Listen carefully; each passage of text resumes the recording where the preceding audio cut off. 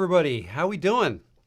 Welcome to the live stream. Today is Tuesday and somebody just woke up. Why don't you go back to your bed? Here, you just stay in there. My name is Rob. Thanks for stopping in. Rob the Maritimer. If you're new here, welcome. If you're returning, welcome back. What's going on? How's everybody's week been? I've been super busy, as some of you know. Yeah, really busy. And in fact, I wanted to say right off the bat that those of you who are waiting for your channel review, I'm on it. I'm running a little bit behind. For those who don't know, I'm running a little bit behind on the channel reviews. But I haven't forgot about you. If you're here wondering where yours is, it's coming. I'll have 3 delivered today, and then the rest, hopefully, by tomorrow will be finished. So yeah, that's... Oh, can you hear me? Everybody can hear me, right? Yeah. I just saw a comment there. Yeah. Peanut does think I'm talking to her, I think. That's why she woke up. Yeah, so that's the first thing. What else do I have to talk about today? As always, if anybody has any questions for me, feel free to put it in the chat. If you can put a Q or 3 Qs before it, that'll help me find it, and that way hopefully I won't miss any. But I always miss 1 or 2. Don't be offended if I miss your question. Feel free to ask it again if you think that I've forgotten you. So that's that. Wow, we've got over 50 people in here already. That's awesome. That is awesome. So how many of you are new to these live streams? And I'm only asking that because we've actually had, or the channel has had, kind of an influx of new subscribers within the last week, which is fantastic. It's great to have new people here.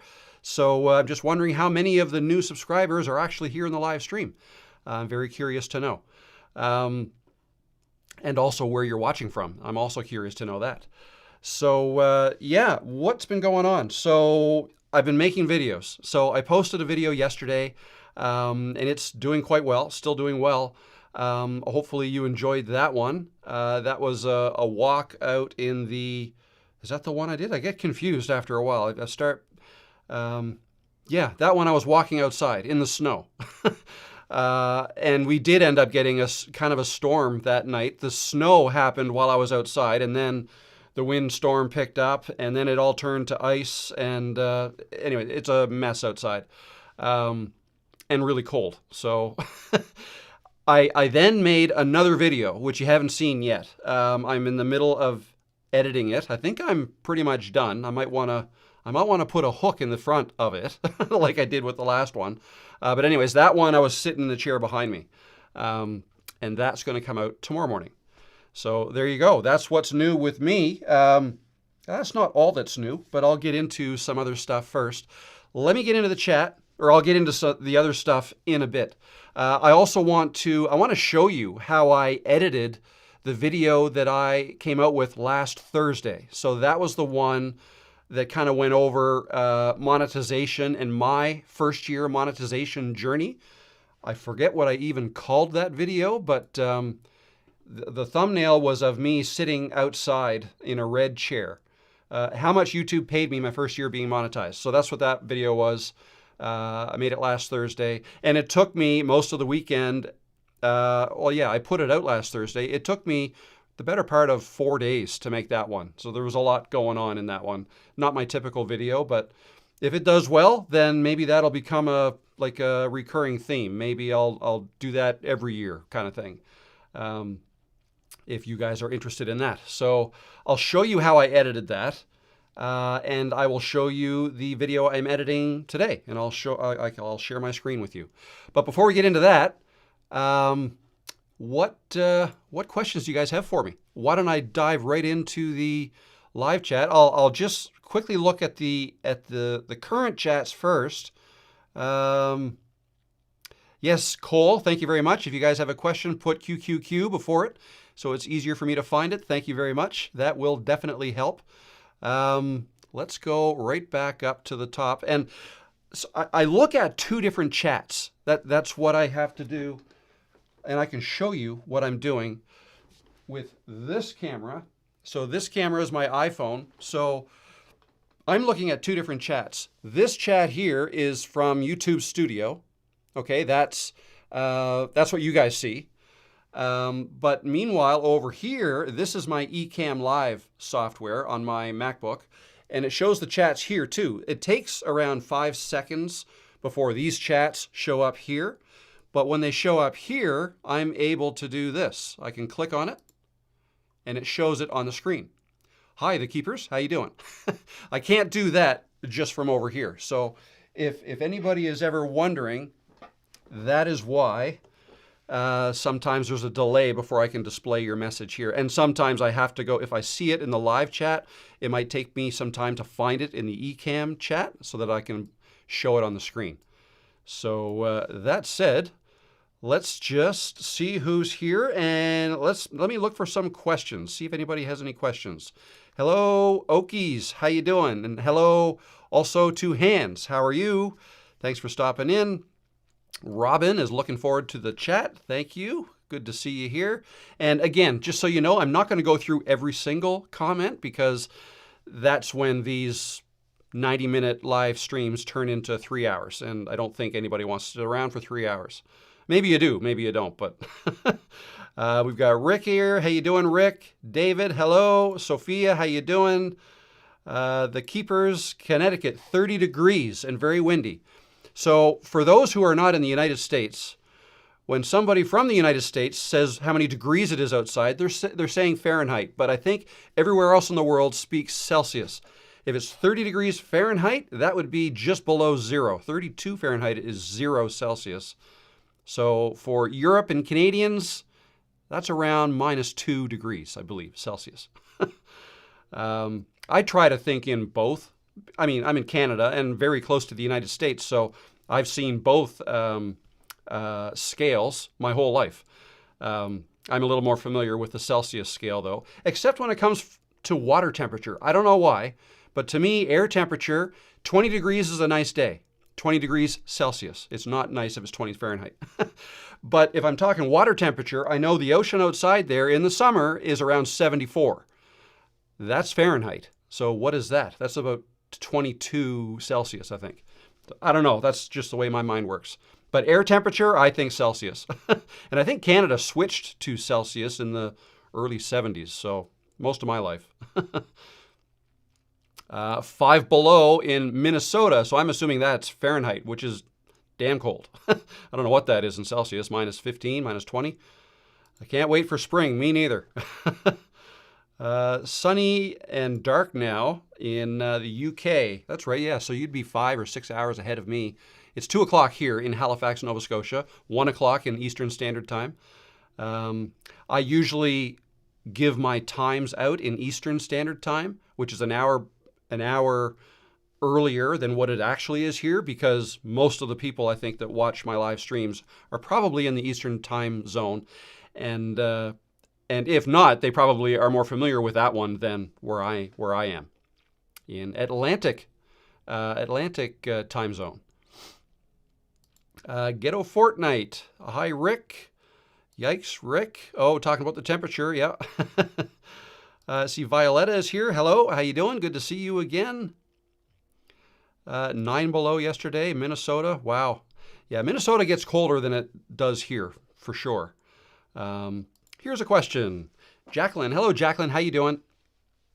Question is, hi, Rob. How do you keep your phone warm while recording outside in the cold? After recording for 15 minutes outside in the cold, my phone shuts down.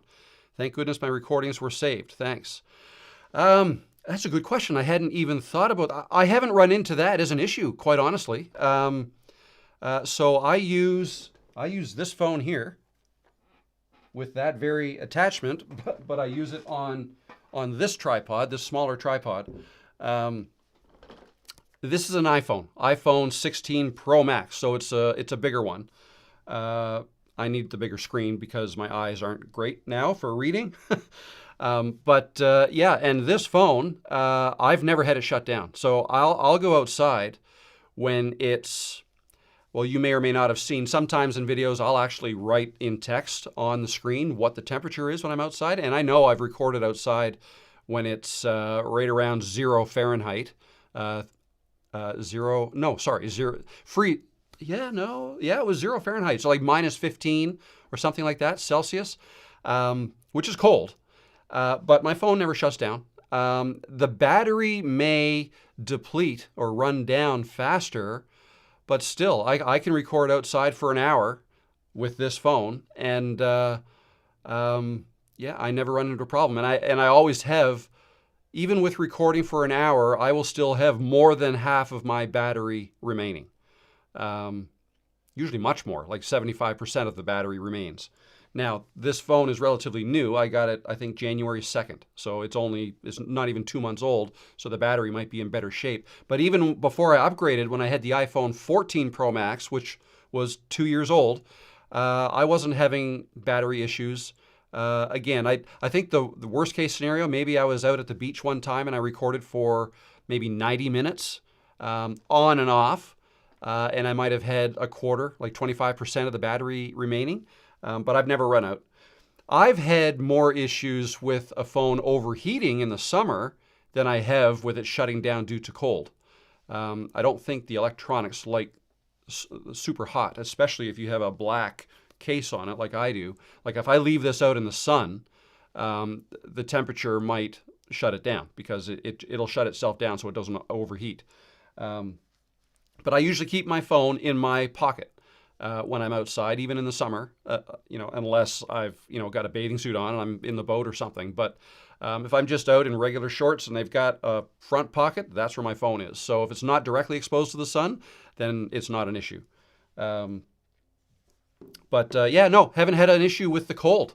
I guess if you can keep it in a pocket that's close to your body, like I keep it in my front pocket, usually in my jeans, or put it in your back pocket or in your coat pocket for when you're not actually recording with it. That might help save your battery if you've got an older phone and the battery's not staying, charged for as long as you'd like. You could try that. That would certainly be cheaper than buying a new phone. But thank goodness your recordings were saved. But anyways, I hope that helps. But unfortunately, I don't really have that problem. Again, it's probably because my phone is newer. I have no idea how new your phone is, but anyways, hope that helped. Jacqueline. Mike Steele. Hello, Mike. How you doing? And you're definitely ready for spring too. Cole Sloth. Nice name. Hello. I'm starting to think I should start a how to make a YouTube channel. Very good. Yeah, you can. You certainly can. The reality is you'll see a lot of videos out there by people helping others on how to start a YouTube channel. If there's nothing else, and I mean, I guess I lump myself in there because I have not been a YouTuber very long, and yet I'm giving YouTube advice. The thing you have to remember is, well, number one, a lot of people are searching for this kind of advice. And number two is, I may not have been doing this that long. So, I mean, I've had my channel for over 4 years. I've been monetized for, 8-9 months or so. So I count myself as relatively new to this space. But I'm a lot further ahead than some people, right? And it's those some people that I can help with what I know. I'm not going to be able to help a Nick Nimmin or a Sean Cannell, right? Those guys have been at this for 10 plus years, hundreds of thousands of subscribers, and just a whole lot more knowledge than I have. And I've watched a lot of their videos and they've helped me a great deal. But sometimes if you're just starting out, you may not want to necessarily hear what they have to say. I mean, sometimes, sure, but sometimes they may be talking over your head, right? If you just want to know the basics of getting started, they may be assuming you know that, and they might be talking about something, a couple steps ahead of where you currently are and want to learn. Man, I've got to dust this office. There's cat hair flying all over the place. Yeah, that's you. So because of that, as soon as you have a YouTube channel, I mean, at that moment, you can help somebody else set theirs up, right? As soon as you're monetized, you can start telling people what your journey was like to get monetized, right? So, but yeah, so you absolutely, I mean, you're here, you're participating in a live stream, Cole Sloth.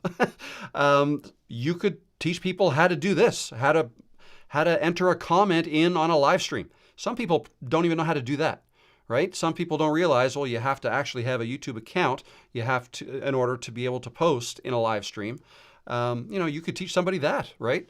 So, absolutely. You can start a YouTube channel teaching people how to do whatever it is that you know how to do, even though you're not an expert in that thing.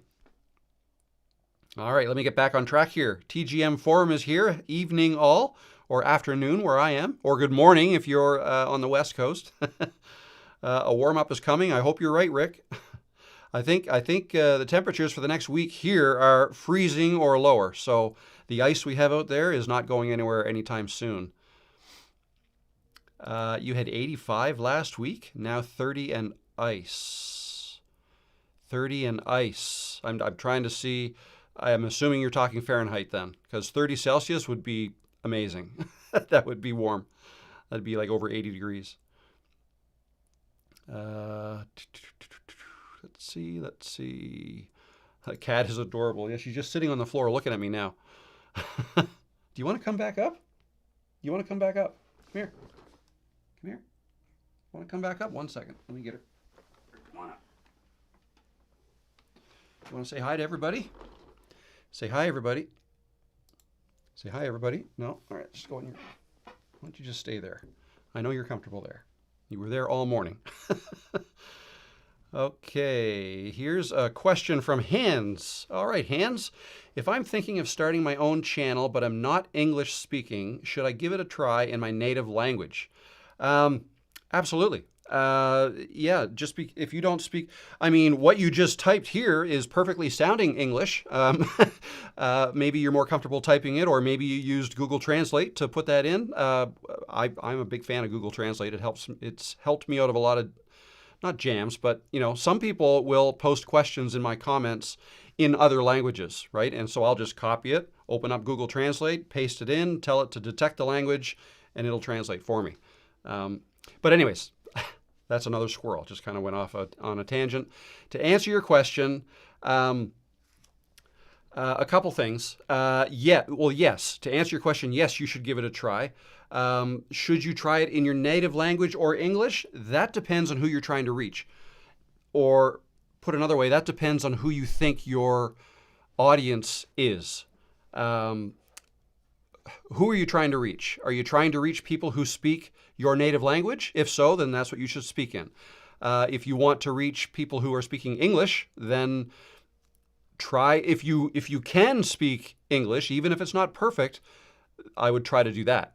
I often the example I like to use is there's a guy in Sweden named Peter Lindgren, and I used to watch a lot of his videos. I still do whenever I see them. He's a YouTuber, a fairly successful one. He speaks Swedish, and English is not his first language. But he makes his video. Okay, you're going to knock this drink over. Where are you going? Don't go back there. Just come up here. Come up here. He uses English, even though it's not his native language. And every once in a while, if he gets excited about something, he'll start speaking Swedish, and he almost does it in a way that's kind of comical. Like, I think it's comical. It's him being him. It's him being authentic, and I think it's great. And then, every once in a while, he'll start talking with his dad in his videos, and they'll speak English Swedish or broken English, and it works, and it's fine. And I find that entertaining, even though I don't know a single word in Swedish. It's fine. But I certainly appreciate that he's speaking in English when he can. And as far as him not sounding like me or people that I hang out with, he has an accent. He has an accent. Accent's a funny word because I mean, everybody has an accent. If you hear somebody who sounds a little bit different than you do, then you would say that person has an accent. Well, that person will probably say you have an accent, right? I mean, there are different accents all over the world. But if you're not native English and your native language is something else, when you speak English, you will likely have an accent to those who speak English all the time, if that makes sense. But that's okay. That, in fact, that sometimes that sounds cool, right? It's like, wow, that's a cool accent. I want to listen to this a little bit more, right? So there's a little bit of that going on. And then the other thing to consider is you may want to use subtitles. Let's say you're trying to speak English, but every once in a while there's a sentence you just don't know how to say it in English, and you say it in your first language. Just put, if you've decided to make your videos English and you speak a different language, and I'm going to go out on a limb just based on your name that maybe your first language is German or Dutch or something like that.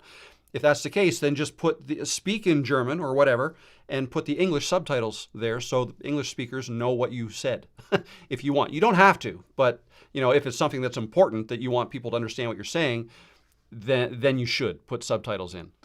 So anyways, those are my thoughts on that. But it really comes down to, who are you trying to reach? Who are your videos for? Are the people you think are going to want to watch your videos, are they English or are they German or Dutch or whatever other language? And make your videos, if you can, in the language that you think most of your audience will be speaking. Okay, so I hope that helps, Hans. Let me know if I got if I got the language right. I'm not sure. German or Dutch? I'm going to say Hans is German. It can be Dutch too, can't it? I don't know. Anyway, I can't speak either. So, yes, cats. Okay, I already posted that one there. She's actually lying down now. That's great. All right, here we go. Okay, here's a question. Step Ahead Web. Rob, I'd like to know if you can show us how, after using the cursor path creator, how we can combine and use the ability to fade the cursor in and out at the beginning and end. Okay, so for those who don't know what we're talking about here, it's, I'm assuming, Camtasia. Okay, Camtasia is the software that I use to edit all my videos, most of my videos. Even though I'm about to make videos on how to edit with other software as well. But for the most part, I use Camtasia. I've been using it for years.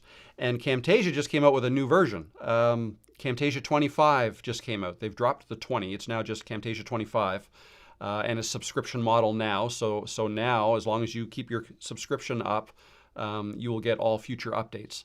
And with the latest version of Camtasia, you can create cursor paths. Actually, you could have done cursor paths before in 24, but I think some of the new things are you can add motion blur to your cursor movements.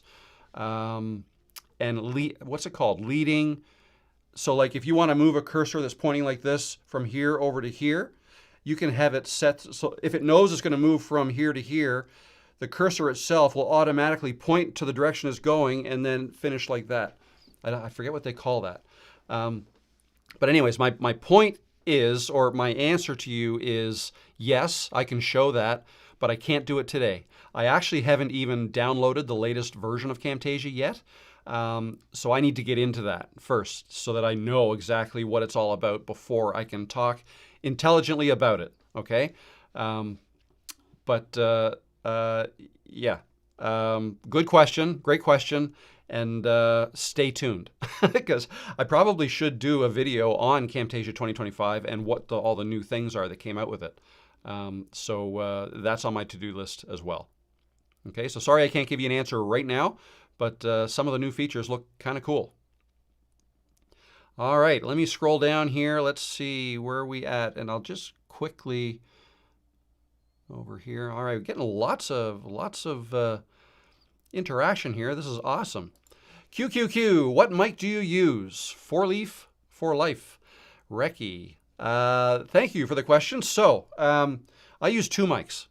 When I'm outside, I use this. And can you see what this is? It's the DJI mic. And if I were to open it up, you can see what's in there. 2 mics and the receiver in the middle. That receiver plugs into my iPhone, but it will also plug into anything with USB-C. I've plugged it into my MacBook. And then the mic is just this little guy here that you can clip onto your, you can't see that because I've got your message here. Take that off. You can just clip it on here. If you're going outside, I highly recommend putting one of these on it. This comes with it. This will stop any wind noise from distorting your sound. Okay, so very handy.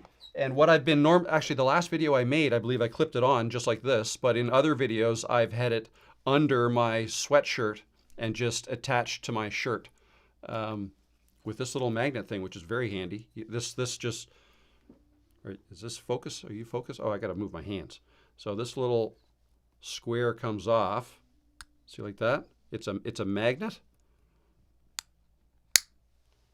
Just like that. And so you put that little square under your shirt and the mic on your shirt and it stops it. Then you don't have, or you could use this clip here like this, but you don't have to. Either way, works. So I use this when I'm outside all the time. And it's cool because the audio gets picked up by your iPhone or Android or whatever you have the receiver part plugged into. That's this part right here. Okay, this part here, that's USB-C connection that just plugs into your phone. Or if you have an older iPhone with the lightning connection, you use this little adapter instead. Is that focusing on that? So this little lightning adapter instead. Okay, and then there is another one. Also, there's also a little headphone jack here too. I got to hide my face so it doesn't. See right there, you can plug that into any camera. All right, so there's a whole bunch of ways you can connect it. But the audio gets picked up by your device that it's plugged into. So in my case, the iPhone.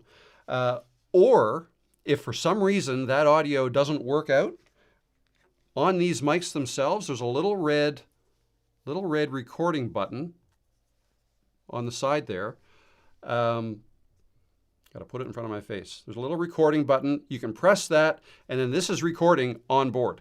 Okay, there's 8 gigabytes of storage in this little mic, which is, I don't know what that is, like 14 hours worth. And it'll just, once it fills that up, it just kind of rolls over and just old ones fall off the end, so you never have to delete stuff off of it. And that's a backup. Sound is identical to what the receiver picks up, so you can use either one of them. Okay, so that's what I use outside. When I'm inside, I use, one second here. Let me hook this camera back up.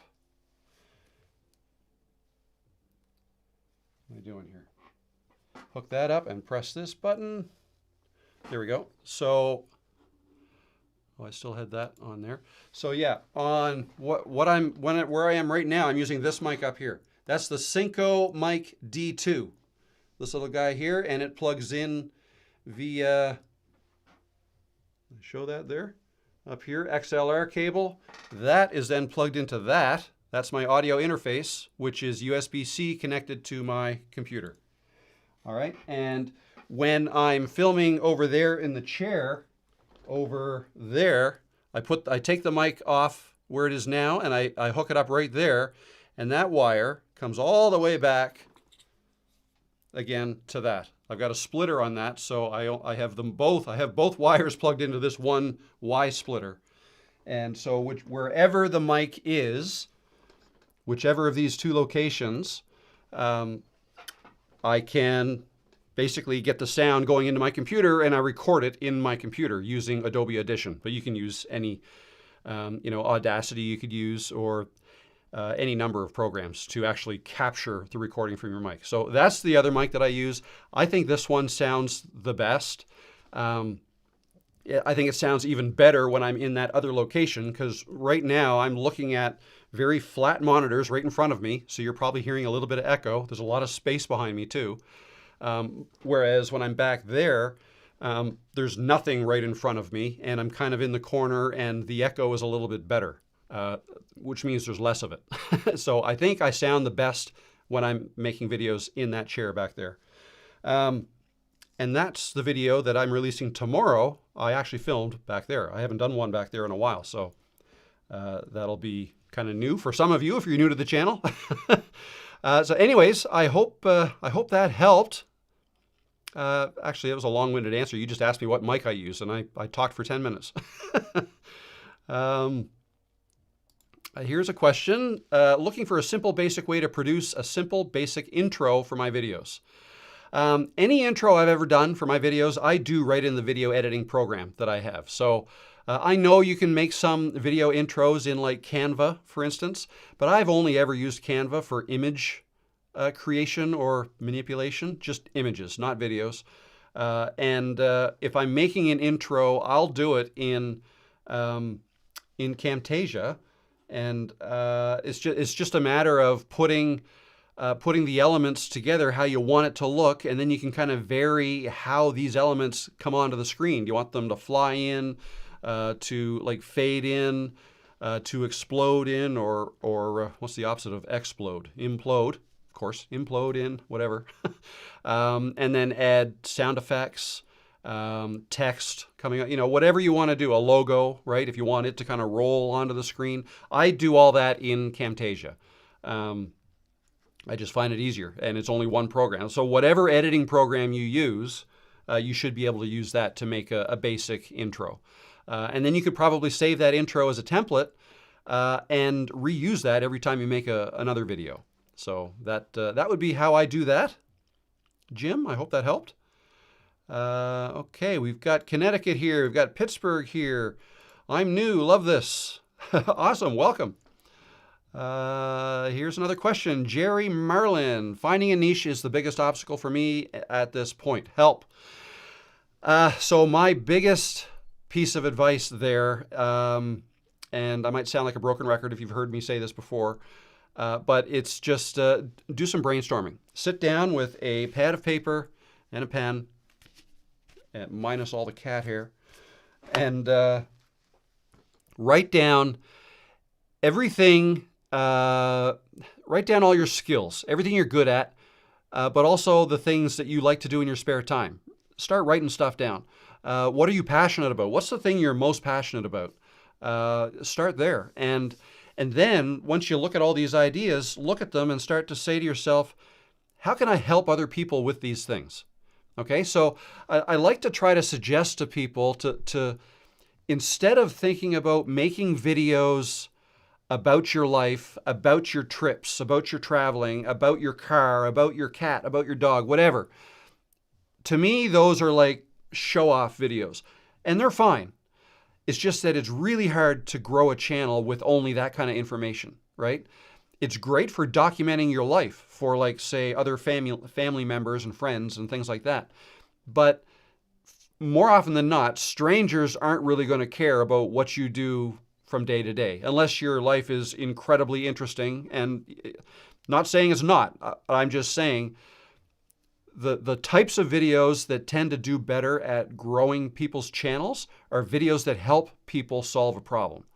So, instead of me showing you pictures of or videos of my cat doing what I think are funny things, which in itself would be hard. Like, you're going to have to follow your cat around all day long, and cats don't generally do a lot of funny things. So that could be hard to put something like that together. And then even once you do it, you might think, awesome, I caught this thing and it's so cool. Isn't that cool?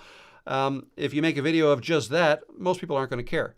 What would be better is if you're making a video, and maybe it's still about cats, but maybe you're making a video on how do you get your cat to drink water? Like, a lot of cats sometimes they're not going to drink out of a bowl. They need a flat plate or running water or whatever. And you can make a video on teaching people things you can do or tricks that you've learned to try to help cats from drinking. I don't know. This is just an example. It's probably a bad one. But anyways, while you're making your how-to video or a video helping people solve a problem, every once in a while in that video, you can put B-roll of your cat, maybe doing funny things that you've captured here and there, following your cat around for days, right? So, at this point, I've got videos of Peanut here.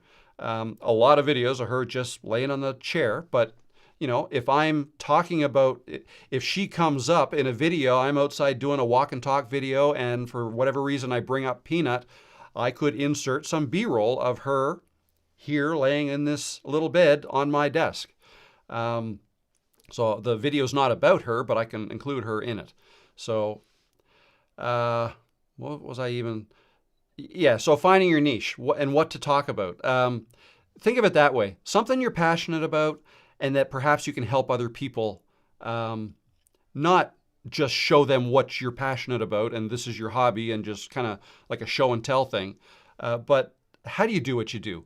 How do you organize your things? How do you change the oil in your car? I don't know. Like, you know what I mean? Help people. And also in your videos, ask people what else they'd like to learn from you and get them to put it in the comments below. And that'll start conversations. Then that'll give you ideas as to what to make your next videos about, right? So anyways, I hope that helps give you some ideas. We have Berlin in the house. Very good. And Gary from Step Ahead Web. Hello, Gary. Mike Steele, been a subscriber, but new to live. All right, welcome. Welcome. Question, how do you get people to reciprocate when you subscribe to someone? You don't. You don't want to do that. Actually, I've been, and maybe some of you are in here, I've been dealing a little bit with comments in videos where people are saying something like, new YouTuber here, let's grow together. And the idea is, I'll subscribe to you if you subscribe to me. Don't do that. A, YouTube doesn't like it. And B, it doesn't work. It doesn't work at all. If you randomly subscribe to somebody just because they asked you to, first of all, you're not doing them any favors at all. In fact, you're probably hurting them. And the reason is, I'll kind of direct you back to a video I made January 22nd. I know the date because I've been following it. The video's been doing really well. Why you shouldn't tell anybody about your YouTube channel. And it's because you want YouTube to find your viewers for you. If you just tell a whole bunch of people to subscribe to your channel because you subscribe to theirs, that's called sub for sub. And again, YouTube doesn't like that, and they'll clamp down on that. But also, it doesn't help because you're skewing the results. YouTube is trying to find your audience for you. And if you're making content that's consistent, you're posting relatively consistently, and all of your content is about roughly the same kind of thing, then YouTube will get better and better slowly over time at putting your thumbnails in front of the right people. And and they'll measure, right? They'll measure how many of these people we put it in front of clicked this thumbnail. How many people clicked it? And of the people that clicked it, how many people watched more than 30 seconds? How many people just watched a few seconds and clicked away? They'll measure that. So if you get a whole bunch of random people just to subscribe to your channel and then even click to watch one of your videos, the chances that they're actually interested in your video is very low. So the chances of them just leaving right away is very high. And that's going to result in you getting bad or low numbers for your retention, for your view duration. The numbers will be low. And that's not good. That YouTube will just say, oh, this must not be a very good video because people aren't watching it. We're not going to show it to anybody else anymore, right? So that's why you don't want to do that. So I guess to answer your question, how do you get people to reciprocate when you subscribe? Well, yeah, no, you don't do that. But how do you get people to subscribe to your channel is you make content that they want to watch. And you say you're going to make more of the same thing. Then they will naturally subscribe. I don't even necessarily believe in having to say in your videos anymore, if you liked this video, please like and subscribe. Oh, and click that bell notification if you want to be notified, blah, blah, blah. I don't think that's necessary anymore because I think for the most part, people know if they watch a video on YouTube and they liked it and they genuinely want to see more from that person, they know how to subscribe. They'll click to subscribe. I think there's very few people on YouTube today that don't know what subscribing to a channel means. Not to say that everybody knows. Some people I'm sure don't know. But so you know what I mean? I think that's kind of implied now. It doesn't have to be said anymore. I rarely say that in a video. I used to when I started. And I think there was a time and a place where it was necessary, when it was new. And even for the first little while after it was new. 1 second.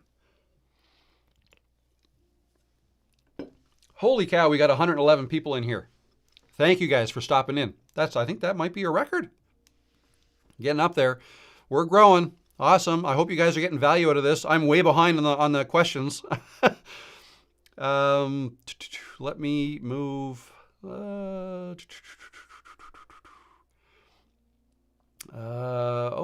Fall River, Nova Scotia, 4 Leaf, 4 Life. That's very close. Fellow Blue Noser. So for those who don't know, if you're from Nova Scotia, you are called a Blue Noser.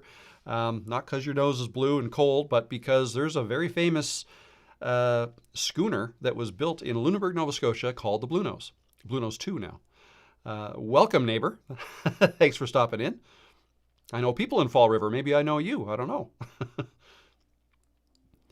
No problem, Oblivion. Hello, California. How you doing? Michigan. How you doing, Michigan?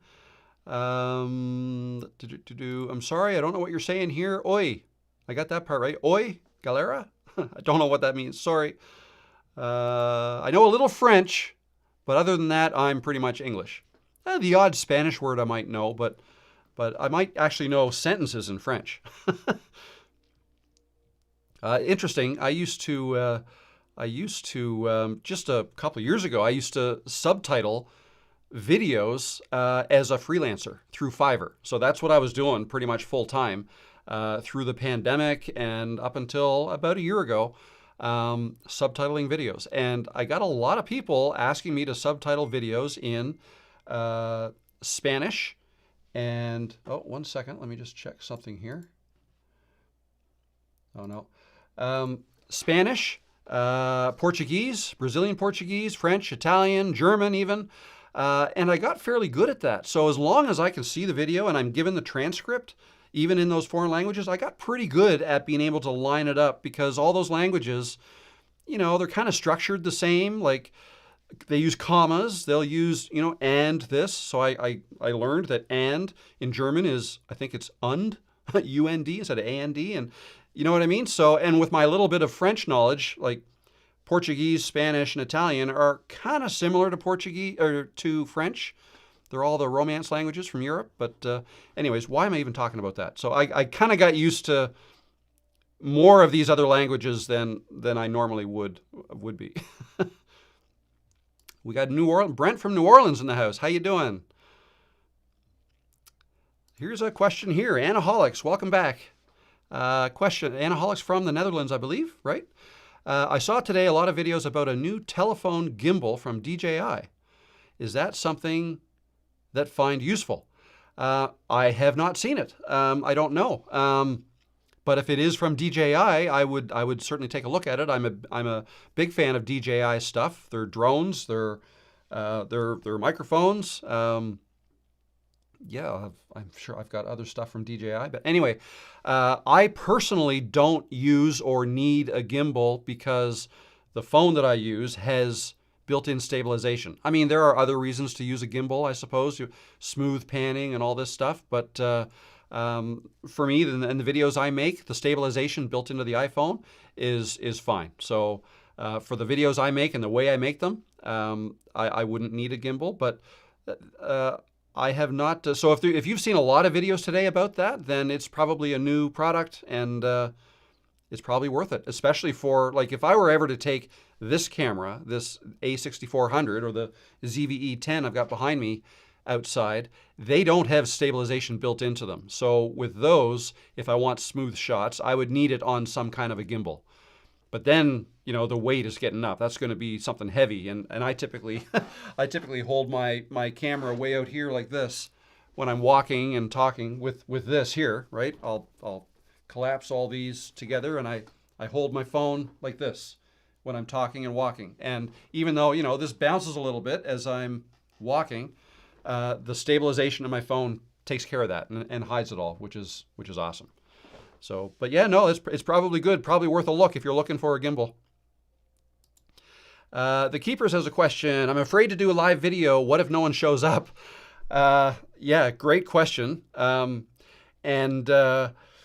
if you want to see somebody nervous doing a live stream, go to my channel, click on the live tab and go to my first ever live stream, which was 2.5, 3 years ago. That was my second attempt. My first attempt was the day before, and I ended up not doing it. I was just nervous. I was nervous. I was scared. I thought, there's going to be a billion people staring at me, and I might not know what to say. People may not show up and ask questions, and it was surprisingly hard to hit that go live button in StreamYard, is what I was using at the time. But I tell you, once I did it and got through it, I shouldn't say got through it, but when I finished it, I was happy I did, and it was a blast. It was fun.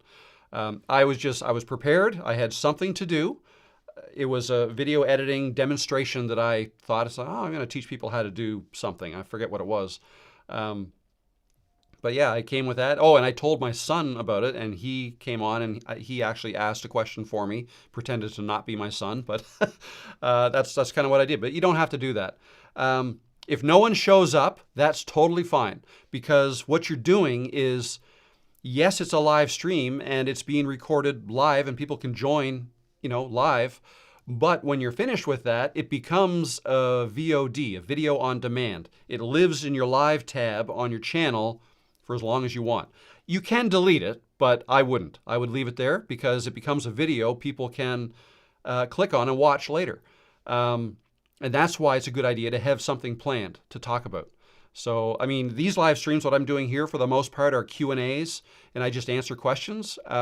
If there's something specific I'm going to talk about, I'll put that in the title, and I'll probably change the thumbnail and stuff like that. But, for the most part, it's a Q&A, and that's fine. But before you get a regular audience showing up to your lives, you'll think about something to make a video about, and then just kind of make it live. And talk about it. And, don't worry if you stumble over words, people don't mind. It's fine. I stumble over my words all the time. I go off on tangents all the time. It's having a conversation, and people get engaged to that, and they like to listen to that, and it's all good. So, yeah, if no one shows up, that's fine. The thing to remember is, let's say you go live for an hour. That might seem like a long time. Some people might go live for 10 minutes or 30 minutes or whatever. And I think mine was around 24 minutes, my first one. Around 24. I think it was around, I think that's what it was, 24 minutes. But anyways, let's say you go live for however long it is, 60 minutes. That will be the easiest 60-minute video you've ever edited and put together and uploaded on YouTube. Why? Because you didn't have to edit it. Right? It was done. As soon as you ended the live stream, your video's done. Move on to something else. You can watch it back and see what you liked and what you didn't like, and maybe try to learn what you might have done differently. I would suggest doing that. But other than that, you've just made a video. You've got an hour's worth of content up on YouTube now that people can watch and can grow your watch hours. You gain watch hours when people tune into a live stream. You also gain watch hours when people watch it after the fact. So, yeah, it'll be the easiest video you ever make. So, yeah, just do it. I swear, once you do it, you'll wish you started earlier. I shouldn't say that. Maybe it's not for everybody. I tend to have fun with them, even though a lot of times I may get stuck and not know what to talk about. That doesn't happen much anymore, but it certainly has. But again, if you get a piece of paper out and have a list of things you want to cover, or a demonstration you want to do, how to make a thumbnail, let's say, how to, open up Canva and show people how you make your thumbnails. That's where I first started thinking about doing lives. Is I was thinking, I wonder, and I talked to my son about this because he goes live on Twitch with his buddies, and they do gaming online. And where was I going with that? I would ask him about things like would people be interested in, because I was thinking people must, I had a pretty cool gig, I was a freelancer making a really good living off of just working online through Fiverr. And I was moving towards, I wanted to move away from the doing because I was incredibly busy, probably working 60 hours a week, just doing stuff, finishing jobs for people.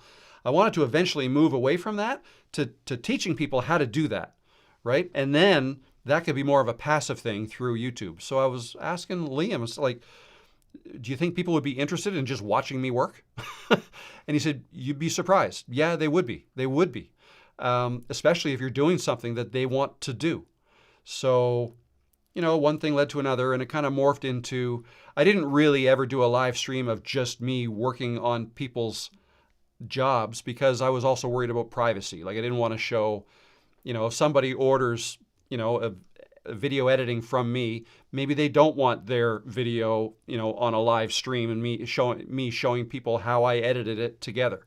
So I didn't end up doing that, but instead I would create my own ideas as to how I could show editing, how to do certain things, and I would do it in a live stream.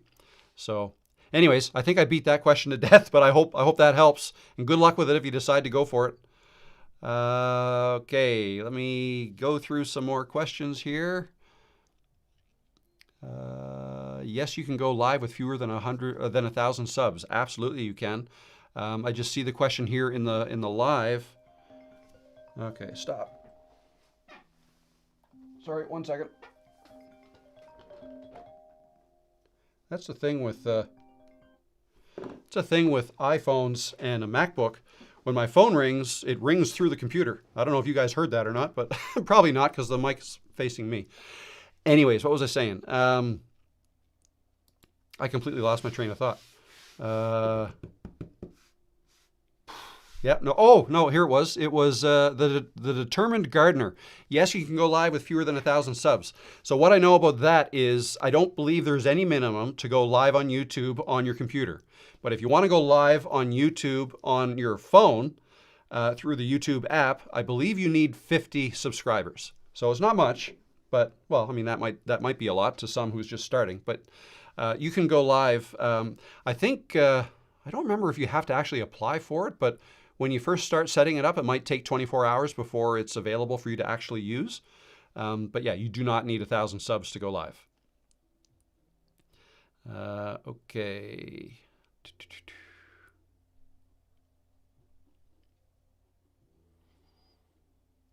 Oh, here's a question. Martin Bell.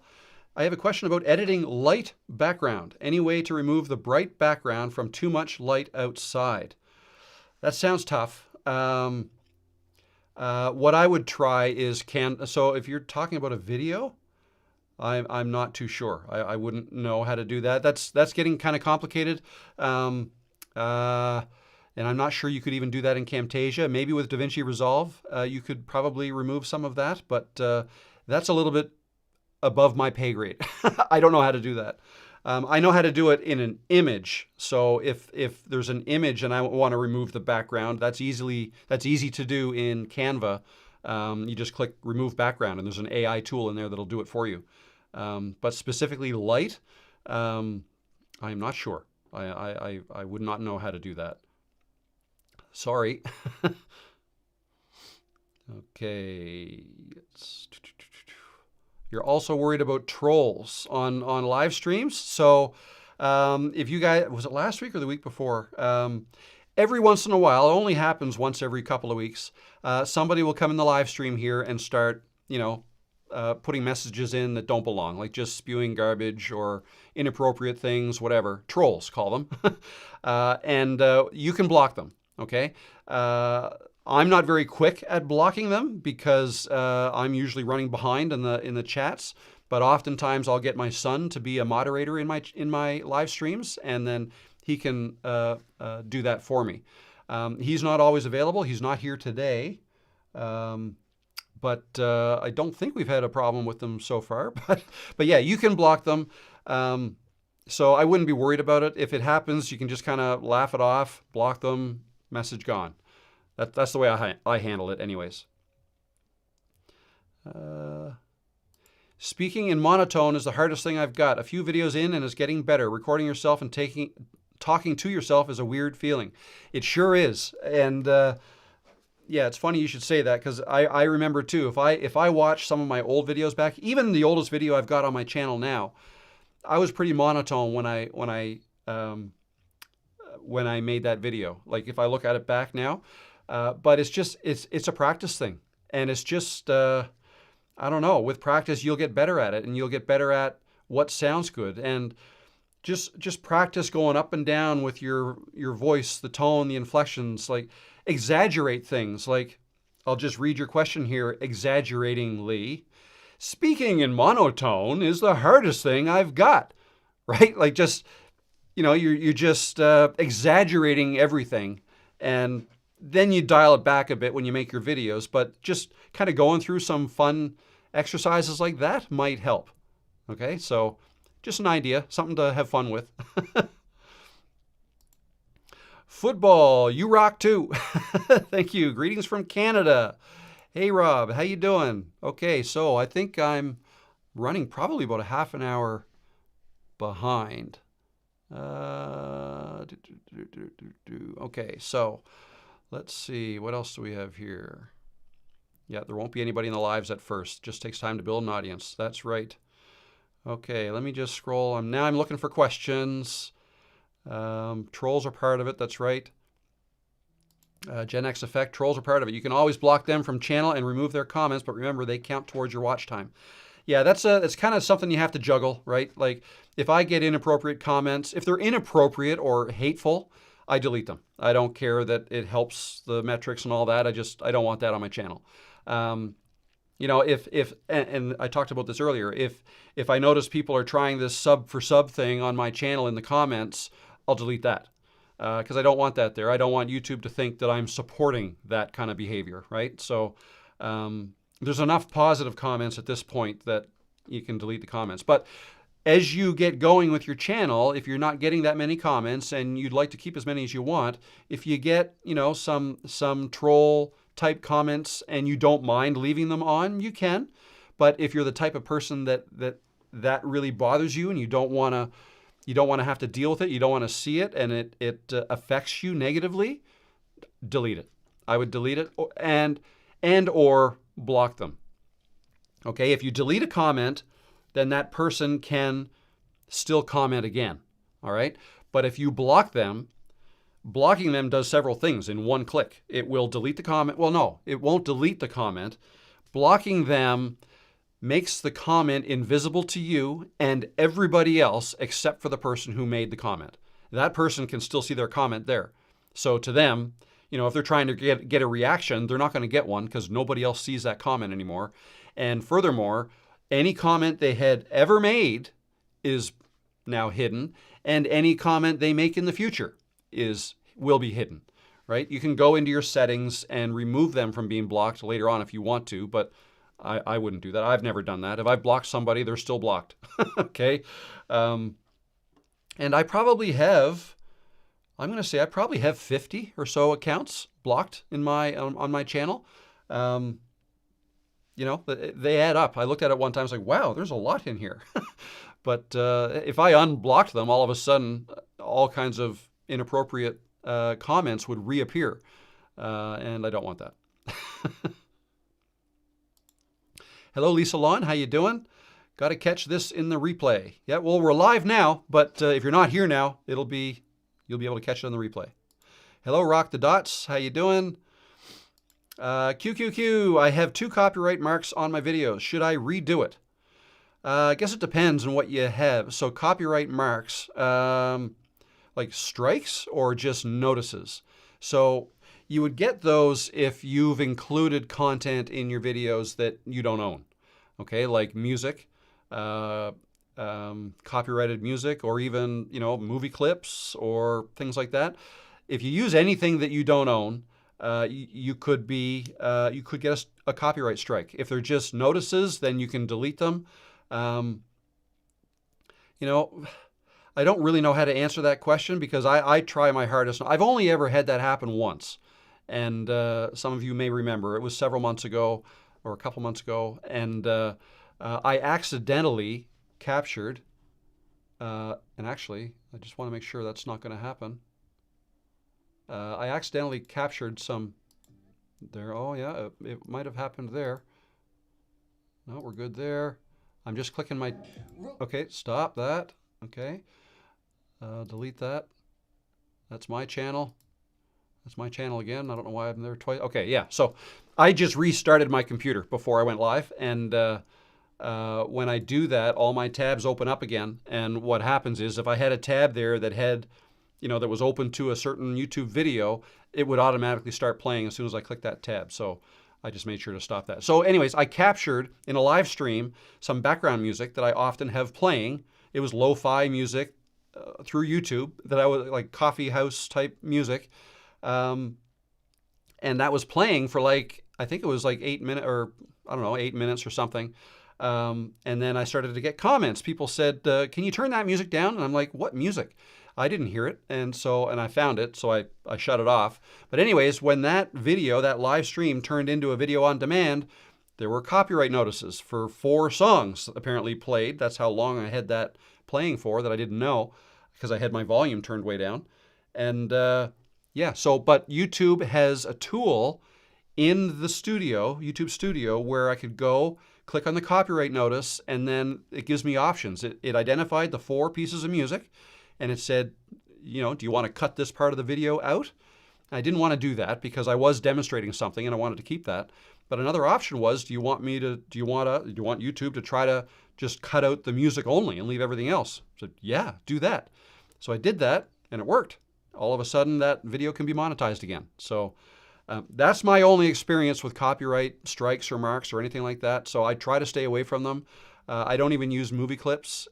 I know some people do and they get away with it, but if you can safely use today maybe a 3 seconds of a movie clip without YouTube picking up on it, then people are doing that. But let's say a year from now, YouTube's systems get better and now they only need 1 second before they can, pick up on it. Then maybe all of, some of your past videos might all of a sudden get demonetized.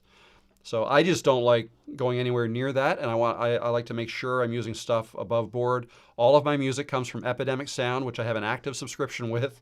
But your question was, should I redo it?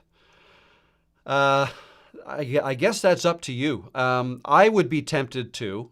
If you don't have if you just recently uploaded it and you don't have that many views, that much watch hours, and you can handle basically starting from zero, delete it, edit your video, get the copyrighted stuff out of it, and then re-upload it.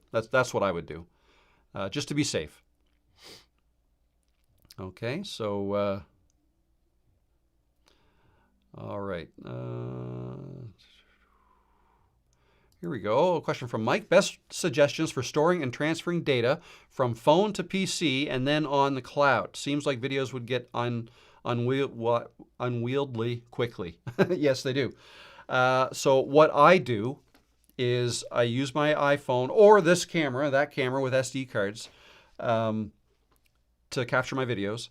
And then I transfer them to my computer. Now, since this is an iPhone and this is a MacBook, I can use AirDrop, which is super handy. It just wirelessly goes into the MacBook. So that's awesome. And then I delete it off my phone. So to keep, enough space here for my next video.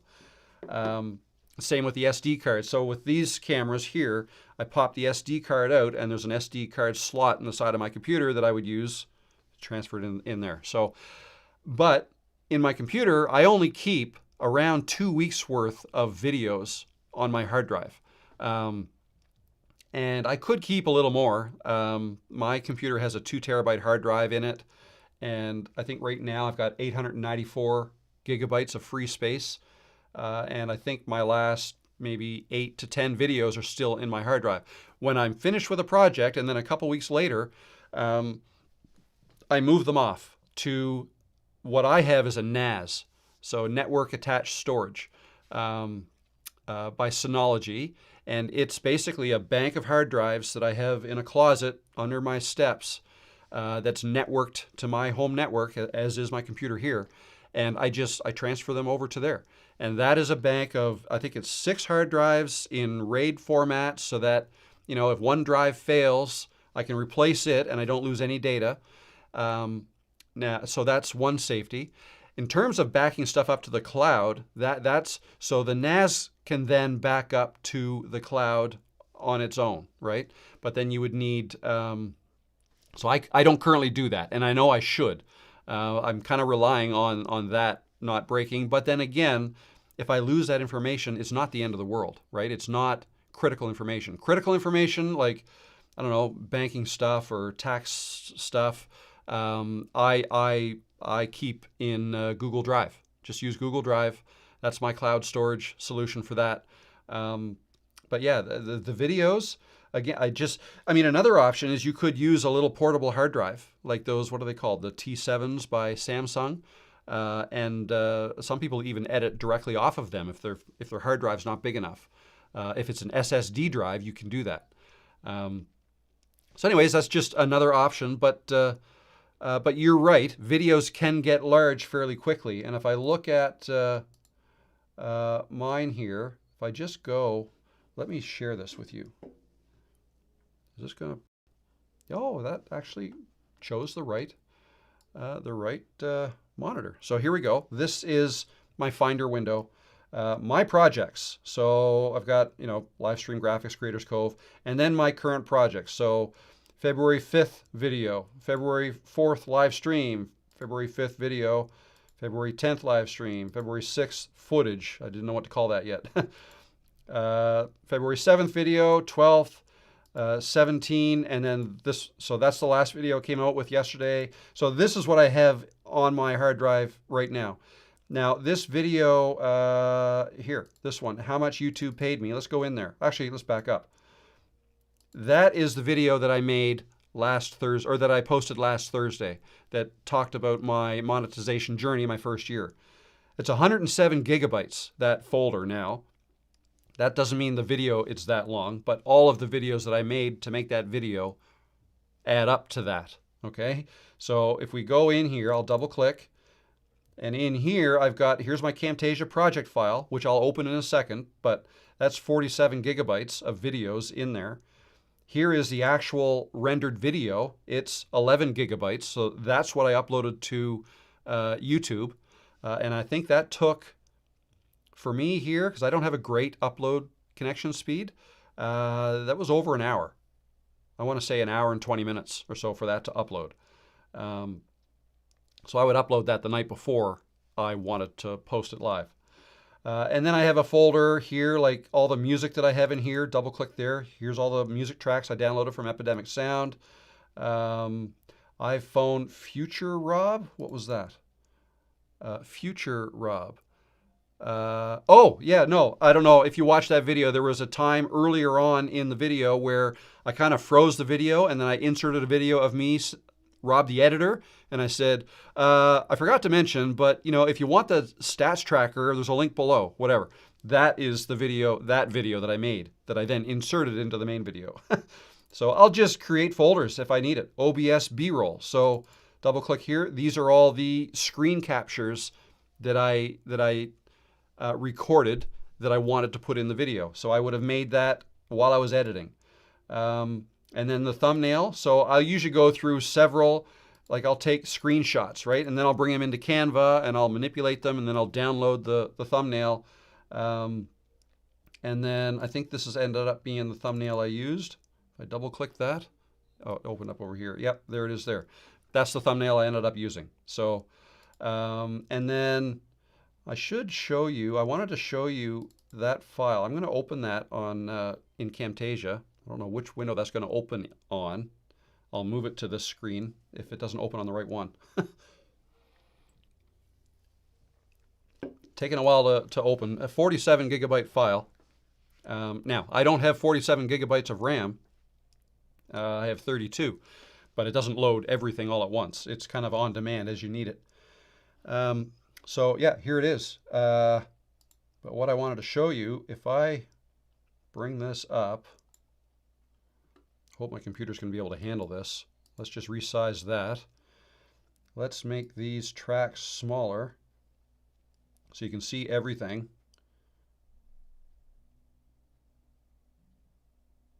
I hope I don't make my computer crash here. And let's see the whole timeline. There it is. Wow, look at that. Like if I looked at that first and said, okay, this is the video you're going to make, I would not know where to begin. But the thing is, you just start at the beginning and you go slow. Like I can zoom way into this beginning part. Let's just play a little bit of it so you know what's going on in the beginning. This is my story about how much YouTube paid me my first year of being monetized. I know when I started with YouTube, I had a ton of questions. How long does it take to get monetized? How often should I upload new videos? How much money can I make? So I made this video to provide as many answers as possible in the hopes that it will help you with your own YouTube journey. The year was 2024, and it's the year I finally stopped procrastinating, came up with a plan I could stick to, and grew my channel to over 30,000 subscribers. In this video, I'll walk you through month by... Anyways, that's probably enough. So you can see all that went in that. There's a lot that went into this. Let's see now. And I use these markers to know when to insert the parts where I was sitting in the chair. Like I recorded it, and I just saw a comment here. Where'd it go? Oh, do you have any tips? So Wallet Sense, do you have any tips on things to do during recording to find cut scenes or important moments that are easy to locate during editing? In Camtasia, you can use something called markers, and you can mark things, and then you can label them. And that way you can find it easily later on. I used a marker for each month at one point, and then I went back and I identified what I wanted to put where. Like when I watched the whole thing through,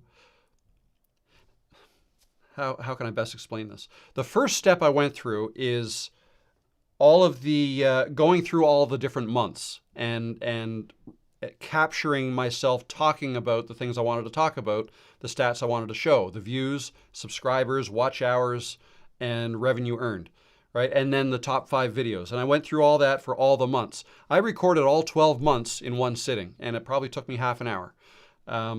So that was one video. I kind of put it all together. I then made another video of me sitting in that chair, introducing each month. Say, okay, like in this month, I made this many videos and this many live streams. And then I waited a couple seconds. Now in February, I made this, you know what I mean? So I did it all in one video, and then I chopped it up later, and then I integrated it with that other video in Camtasia. And then I went through it all again, and I decided, okay, there's some things I want to explain better. And those were, I came up with 10 things. I think it was 10. And I wrote them all down on a piece of paper, and I went outside and set things up in the chair, and I talked about each of the 10 things, one at a time. And after each one, I would stand up, grab the thing out of my pocket, and look at it, and decide what I was going to say, sit back down, and then talk about it. So that took, I don't know, half an hour of recording there, and I ended up with 10 snips of about a minute each. Then I integrated all them in there. So it's just one step at a time, right? One step at a time. And then you add in all the titles and the animations and stuff. And before you know it, you've got a giant video size. So anyways, I thought you might be interested in that. I can come back to it if anybody has any other questions about it, but I don't want to get too far away from the Q&A here. Let me just take one more drink and I'll get back to the questions. I'll try to get caught up. Oh, I'll answer that question right now from Claudio. Do you use external hardware for the editing or just your mouse and the keyboard shortcuts? Just the mouse and keyboard. That's all I use. And some shortcuts. And you get pretty quick at I know you can buy certain other like wheels and other editing tools, but I don't use them. Just my mouse, this little cheap, it's not that cheap, but a Logitech mouse and Logitech keyboard. All right.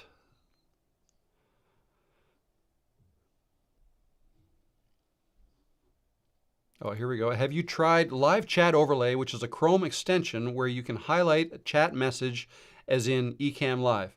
I don't know if that's what it was called, but I did try something like that when I was live streaming a year ago with OBS.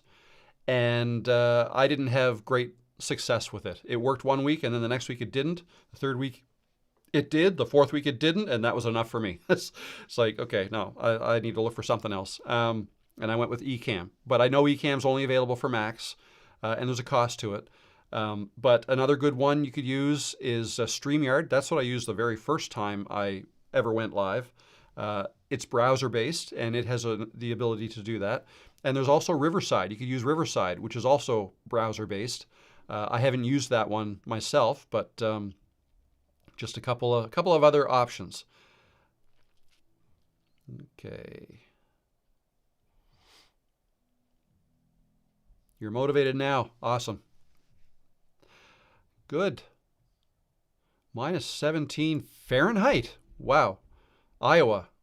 Wow, wow, wow. That's cold. Minus 30 Celsius in Edmonton. Yeah, I knew it was cold in Edmonton.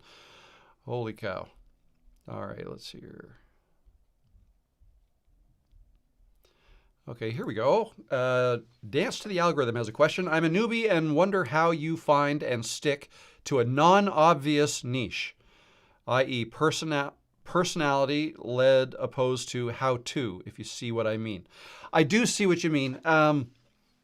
So that's hard. It's hard to start that way. That's why, so for me, I feel like I'm starting to get recognized somewhat. I've been putting my face in my thumbnails for a long time.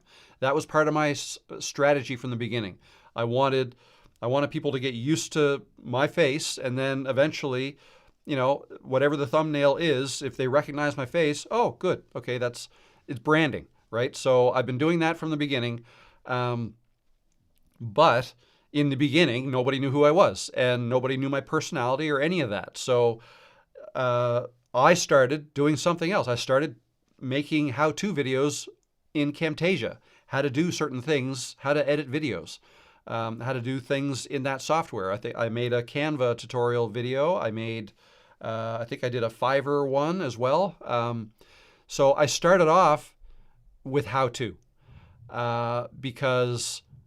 because that's how I figured I would be found. My videos would be found. I tried to make them more search-based in the beginning. And then as people found my videos, the ball started to roll. Like people would watch a video and say, that's awesome. Can you make a video on this other thing? And then, sure, yes, I can. And I will. And I did right away. You know, that's how my growth started. Now, I then took a break for a long time. So things started to regress and whatnot. And it wasn't until about a year ago, almost exactly a year ago, that I started again. It's like, okay, now I've got a plan. Post 3 days a week. I'm going to go live every week and then just stick with it. And I started doing it with Camtasia videos again. But again, it was more how-to stuff until eventually I got to a point where, you know, just like what you're saying now, I wanted to pivot to something that's a little more personality based. Yes, people were getting to know me, but I wanted it to grow faster, and I started to think, what else would my existing audience be interested in that I could talk about? And I backed up, and I was a little more general. It's like, okay, most of my audience are Camtasia users, and they're wanting to level up their Camtasia. But what is Camtasia? It's video editing software, mostly for educators, mostly for making really nice looking tutorial videos. So I thought, okay, well, these people, I wonder if they have their own YouTube channel. Maybe they'd be interested in doing that. I think my audience would be interested in knowing, you know, how to make their own YouTube channel. So I made that video, and my audience is also older because Camtasia's been around a long time. And, you know, the educators, they're like advanced teachers and professors and stuff. And I thought, okay, so they're older. Anyways, I made the video, why I think you should start a YouTube channel if you're over 40. And it took off. And then that was a video where I also made the decision just to sit down and just talk and speak my mind and not be so heavily edited. And that was also a draw. And that video did really well. And that was a pivotal point for my channel, where I then started making videos where I'm just talking to the camera, because it was almost like an aha moment for me. It's like, oh, okay, people like this. And this is me being authentic. And I'm going to do the best I can. And I'm going to mess up sometimes. And anyways, the more real you can be on camera, I think people appreciate that. But I guess to answer your question, you do have to start somewhere. So I think if you can make videos that help people in some way, maybe it's not a how-to video, but maybe it's just speaking your mind. Maybe you've got some advice that you learned because of experiences you've gone through. You can share that advice with the camera. It's not necessarily a how-to video, but it is something that might help somebody. Make videos like that. And then people will get to, that might help. Continue to make videos like that. And then you could grow a channel with yourself and with your personality. Your personality would become a central part of it as long as you're always being yourself and you're not trying to act like somebody else. So yeah, I hope that helps. Does that help? Dance? Does that help? I hope it does. Okay, let's go. Okay, now I'm going to really speed up. We've got a lot of people in here today. This is awesome. Thank you guys. 118 right now. We were higher than that. But because of that, I'm even farther behind in the chat than I usually am. And I wanted to mention one other thing. Not one other thing, but one thing I haven't talked about yet is you may or may not have noticed, I've just launched, and I was going to create a graphic for this, but I didn't. I've just launched memberships on my YouTube channel. So now, if you want to, and do I have anything written down about that? Not there. I didn't prepare very well for this. But anyways, what I'm going to do is I've opened up memberships. There is a fee to that. If you wanted to join, what happens if you join as a member of the channel, you get, how does it work? You get custom emojis that you can use in the chat. Okay. You also get, your name gets highlighted a certain way. I don't know exactly what it looks like, but it does. You get highlighted when you comment on things. So those are fun things, right? That's no big deal. Take it or leave it, really. But the other thing I want to do is, if there's enough interest in it, and I've committed to doing this, I'm going to do members only live streams like this.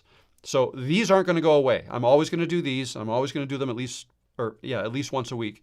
But the members only thing is going to be, I was thinking once a month, and then I thought, well, maybe you should do it more often than that. Like, I like doing these live streams. So maybe once every 2 weeks. Maybe it even gets up to once a week. I don't know. It depends. But the idea behind that is that, as you're probably aware now, if you've asked a question recently, I fall behind on answering the questions. I'm not quick. I can't keep up because there's a lot of questions. And I want to answer them all, but there's just only so many minutes in a live stream. So for the members only live streams, it's just going to be a little bit more of an intimate setting, a little more personalized, right? Like, if there's only 10 people in there, well, then I'm going to be able to answer your questions fairly quickly. So that's the idea behind it. That's what I'm, So I just launched it like 2 days ago. So we haven't had any members only live streams yet, but they're coming. So I just wanted to announce that. That is that. So, but now I want to acknowledge Todd. Thank you, Todd, for the super chat. And Todd has a question. So that bumps you right to the top. And I'm getting better at looking for these. But Todd's question is, I made my videos for my new YouTube channel, and the video and mic quality is great. I'll be editing and launching later today. Thank you, Rob, for the help. No problem. And actually, so that wasn't a question at all, but thank you very much for that, Todd. And congratulations. Way to go. What mic did you use again? Was it the DJI mic? I'm not too sure. And we've got some members joining. Awesome. This is great. Mountain Finance, welcome. Gifted 1 Rob the Maritimer memberships. I don't know what that means. You gifted a membership? I don't know what that means. I'll have to. Oh, Karen J. McLean was gifted a membership by Mountain Finance. Interesting. Thank you, Mountain Finance. Thank you very much.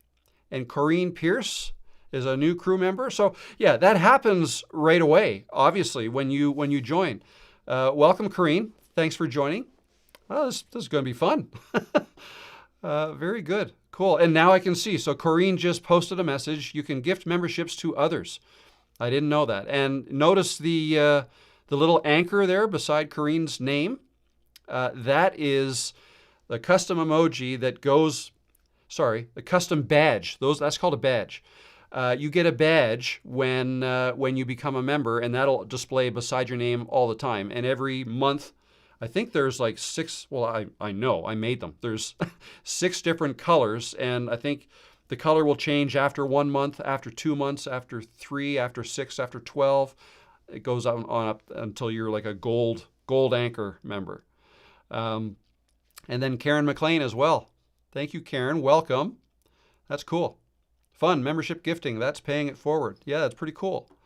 And there's a question. I'll answer that right now. Are there copyright issues with mentioning or talking about books and authors and videos? I wouldn't think so. No. I don't know. No. In fact, they'd probably like it. You could, if you are concerned that somebody doesn't want you talking about their book, I don't know why they would be concerned with that. You could reach out to them. But generally speaking, I would think that people would like that. And you could even link to them in the description of your video and say, in your video, say, I'm going to mention this is the book or the author that I mentioned. If you want to click here and check out their channel or buy their book or whatever, click this link. I think they would appreciate that. So yeah, I wouldn't be worried about that at all. And Renegade's Garage says, I haven't figured out how to make the badges. Okay, so if you're wanting to create your own membership on your own channel, you have to make badges, okay? I made mine in Canva, and why don't I show you that? I'm going to share my screen again. Let's bring this, and let me get the right thing up here. Canva. We'll open that up, and then I will share it. We'll bring this down here. Oops, sorry about that. Double click, and here we are right here. So here is my Canva file. You have to make them, so these are small images, so I can scale this down. That's how small they are, okay? So you have to make them 64 by 64 pixels, right? And then just make them. So what I did, I looked up this anchor. So I went into Elements, and here we go. Here are some graphics that I was looking at. And one of them was, those are magic recommendations, recently used. There's a cat. And in here somewhere would be that anchor. There it is right there. So I used that from Canva. I put it in there. Now, you can't just use any image from Canva. Actually, let me put this back on. I don't want to miss any. Okay, sorry. Yeah, you can't export an image from Canva, just the raw image. You have to manipulate it in your own way somehow for it to be yours. So what I did to this one is I added the black outline, and I also, I don't know if you can see it here, but I added a little glow effect. Here, if I delete that, you can see the difference. Now I'll Control Z to put it back there. Added a little bit of a glow there. You can see it here more easily. So yeah, I created several different colors. So 1, 2, 3, 4, 5, 6, 7. I think one of them I didn't use. I forget which one. And then this is a special one if people join the, what do I call it? The Captain's Circle, the next level up. And then I created some custom emojis here that you can use. I wasn't allowed to use them all. I think until you have enough members, you can only have a certain number of custom emojis. So anyways, kind of a, yeah, Kate says, need a peanut badge. Yes, I do. I was trying with, that's kind of what this was all about. This one here, just a cat, black cat, but anyways, and this one too, another one. Yeah, I'll get to that. Oh, welcome, Barb. Barb is now a crew member. Thank you, Barb. Welcome. Denny says, I find Canva a bit frustrating, but I suppose the paid version probably works better. Probably. There's some, some of these images you need the paid version in order to use. And there's a couple of things that I absolutely need, and that's why I need the paid version. One is to be able to export images without a background. Right? That you need the paid version for. And the other one is to remove a background from an image, like myself in thumbnails. I do that all the time. So I need the paid version for that. And the Weezer is now a crew member. Welcome, Lee. Thank you very much. I appreciate that. This is cool. So Barb, so yeah, all right, getting some members is cool. So we are having a, and I think I was going to call, I forget what I called it, but the members live streams that I'm going to do once a month or once every 2 weeks or so. I think I'm going to call those either dock party or a boat party, and somehow I'm going to make them a little bit different, but I'm going to certainly be able to answer your questions a lot quicker. So anyways, let me go back to this here and get back to some more questions. This is going to be, and you can also, yeah, you can see, or I already explained that, but cool. Cool. Let me get back to the chat here, see if there's any more questions that I missed. Okay.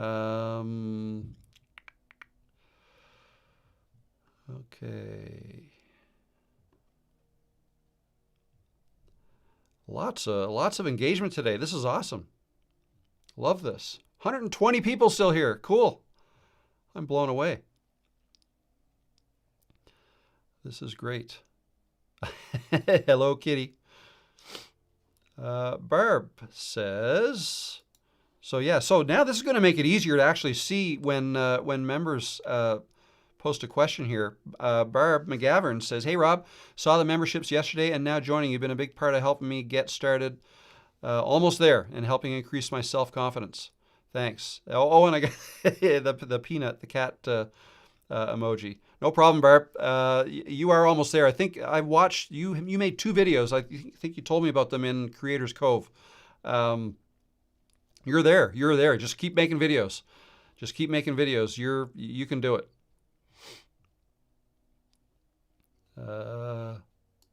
Tough to get over imposter syndrome. Any advice? I guess my main advice would be we've all got it. I spent so much time. For those who don't know, imposter syndrome is the fear of, like, you just feel like you don't know enough to be talking about what you want to talk about. The reality is there's always going to be somebody out there who knows more about what you're talking about than you do. So you can't get away from that. It doesn't matter how advanced you are. So take me, for instance. I'm talking about YouTube. Do I know everything about YouTube? No, not even close. There's a lot I don't know. I'm just here helping you guys with my knowledge, with what I do know and what I don't know. I'll tell you when I don't know something. So that I like to tell people that if you can be upfront and honest with people and just tell them, say, look, I'll help you with what I know and I can help you get to the level I'm at. But in terms of growing beyond that, I mean, I might be able to help you grow beyond that, but you know, I'm not there myself. So take that for what it's worth. But for imposter syndrome, keep in mind the fact that sometimes, so let's think about a grade 1 teacher versus a grade 12 teacher. And now think about a 5-year-old boy showing up to school, grade 1. Is that boy going to learn anything from a grade 12 teacher teaching him about calculus or physics or whatever? No. That grade 12 teacher probably would know everything about all the math that is going to be taught in grade 1, but may not be a great teacher of grade 1, right? That grade 1 student may prefer to listen to the grade 1 teacher who's good at teaching at that level. Does that make sense? I just kind of made that analogy up as I went. Like sometimes you can learn more and learn better, learn faster from somebody just a step or two ahead of you than you can from an expert, right? You don't want a professor of engineering teaching grade 1 math, for instance. They probably know it all, but so once you can get over that, and there's people on YouTube talking about everything. Some are experts and some are not, and you will be no different, right? Just be honest with your audience about what you know and what you don't know. Don't try to hide the fact that you don't know something. If there's something that you don't know, if they ask a question and you don't know the answer, tell them you don't know the answer. So that would be my advice. And hopefully that helps.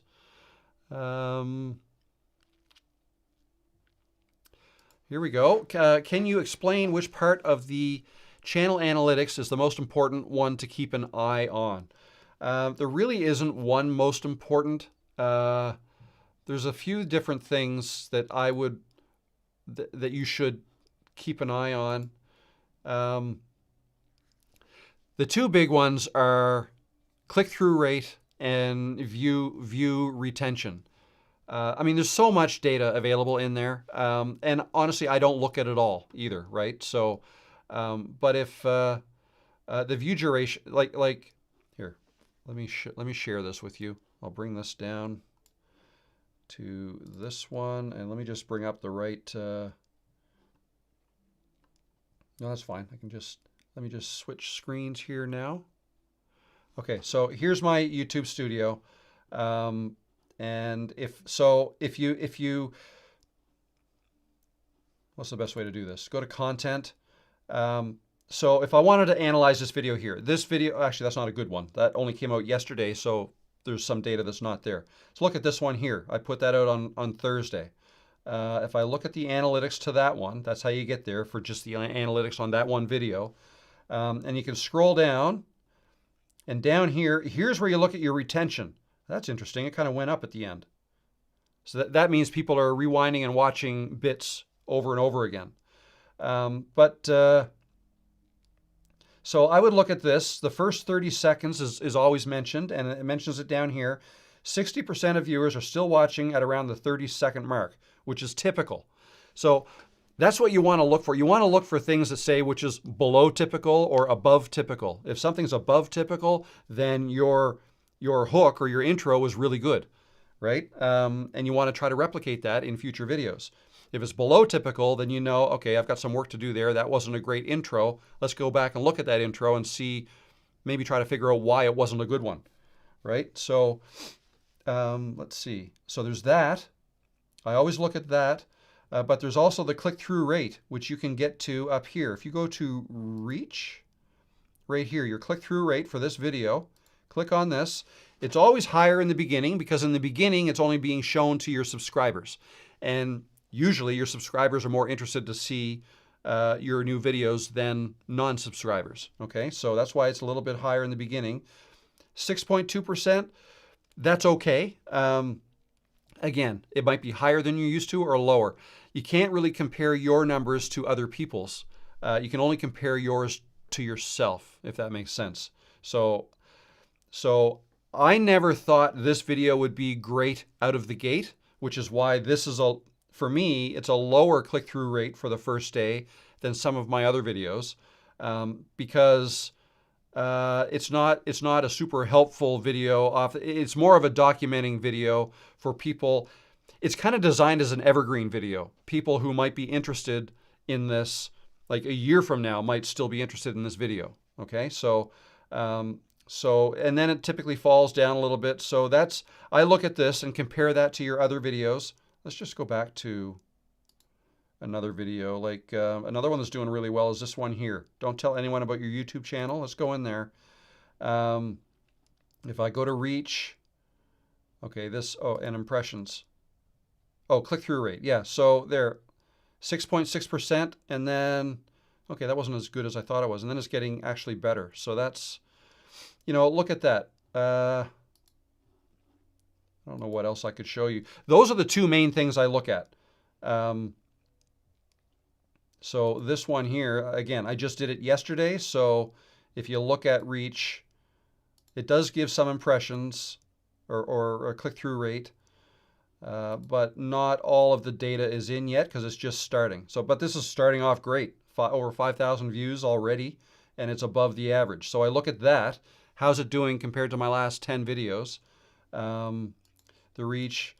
Those are the main things. And then again, there's all kinds of other things you could be looking at. The revenue's not there until the next day. And also this retention graph is not there the next day either. So this video I put out at 9 a.m. yesterday. Its information will be there tomorrow, okay, for this kind of stuff, audience retention. So anyways, those are the two main things that I look at. So hopefully that helps. Where am I going here? Let's go back here. I want to get back to the questions. We're coming up on 2 hours. I'll be here at least another 15 minutes, probably longer. I keep saying I'm going to keep these to 90 minutes or less, but it's never working out that way. So now I'm going to have to go. Did I miss any more super chats? I did not. Okay, good.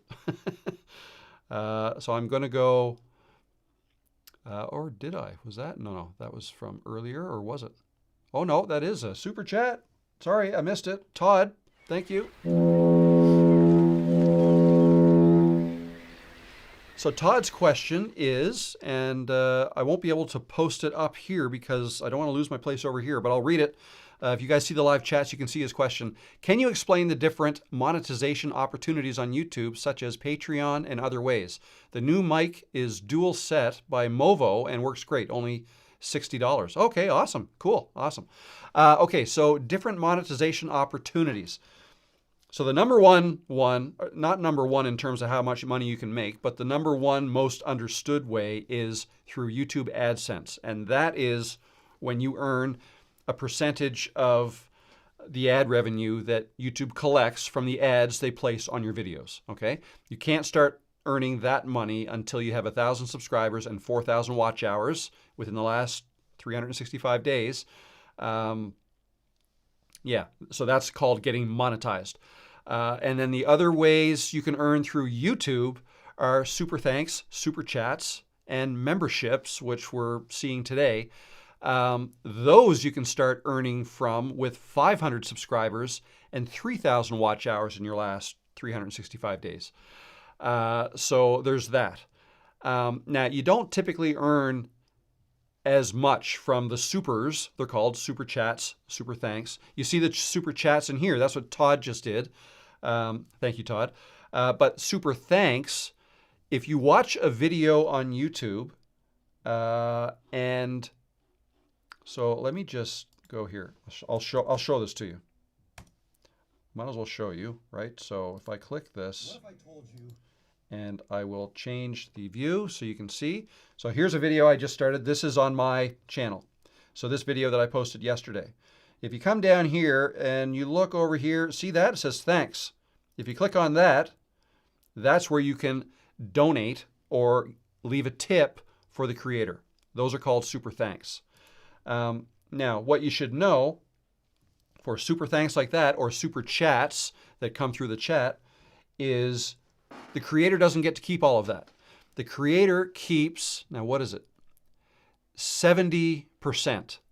So if you donate $10, the creator gets 7, YouTube gets 3. Okay, it's 70-30. That's different than the AdSense, the revenue that you earn when you start earning your share of the ad revenue. That is 55% goes to the creator, 45% goes to YouTube. Okay, but that is typically much higher. So the first month I was ever monetized, so this last June, I think I earned just over $200 US from that. And my supers that I earned might have been $5 or $10. So most of it comes from the ad revenue. Okay, so that's the YouTube side. Oh, sorry, there's one other piece I didn't talk about, and that's shorts. YouTube shorts get paid out on a different system altogether. It's not on views. There's a pool of money, and I'm not going to get this totally right because I'm not that big on shorts, and I don't. To me, making YouTube shorts and making YouTube long form videos are two totally different things. I mean, you edit videos the same way, but you're going after a different audience entirely.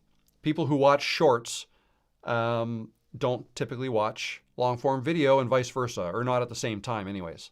Typically, there's some overlap, but because of that, I think it's a lot harder to make money on shorts, certainly for the kind of videos that I make, because you need millions of views to make any amount of money with shorts compared to long form videos. So that's all I'm going to say about that. Not a shorts expert, and I'm going to come up out front and say that right now. But other ways to make money. You mentioned Patreon. That is another way to set up memberships. Instead of using the YouTube membership system that I set up here, I could have gone to Patreon. But and Patreon, I've never used Patreon, but it kind of works in the same way, except you can keep more of the revenue. It's not a 70-30. I think it's more like it's either 90-10 or 95-5. Like creator gets to keep 90% or 95%. I don't know. I'm probably getting this wrong, but it's more in your favor to go through Patreon. And Patreon allows you to upload content that only members can see and things like that.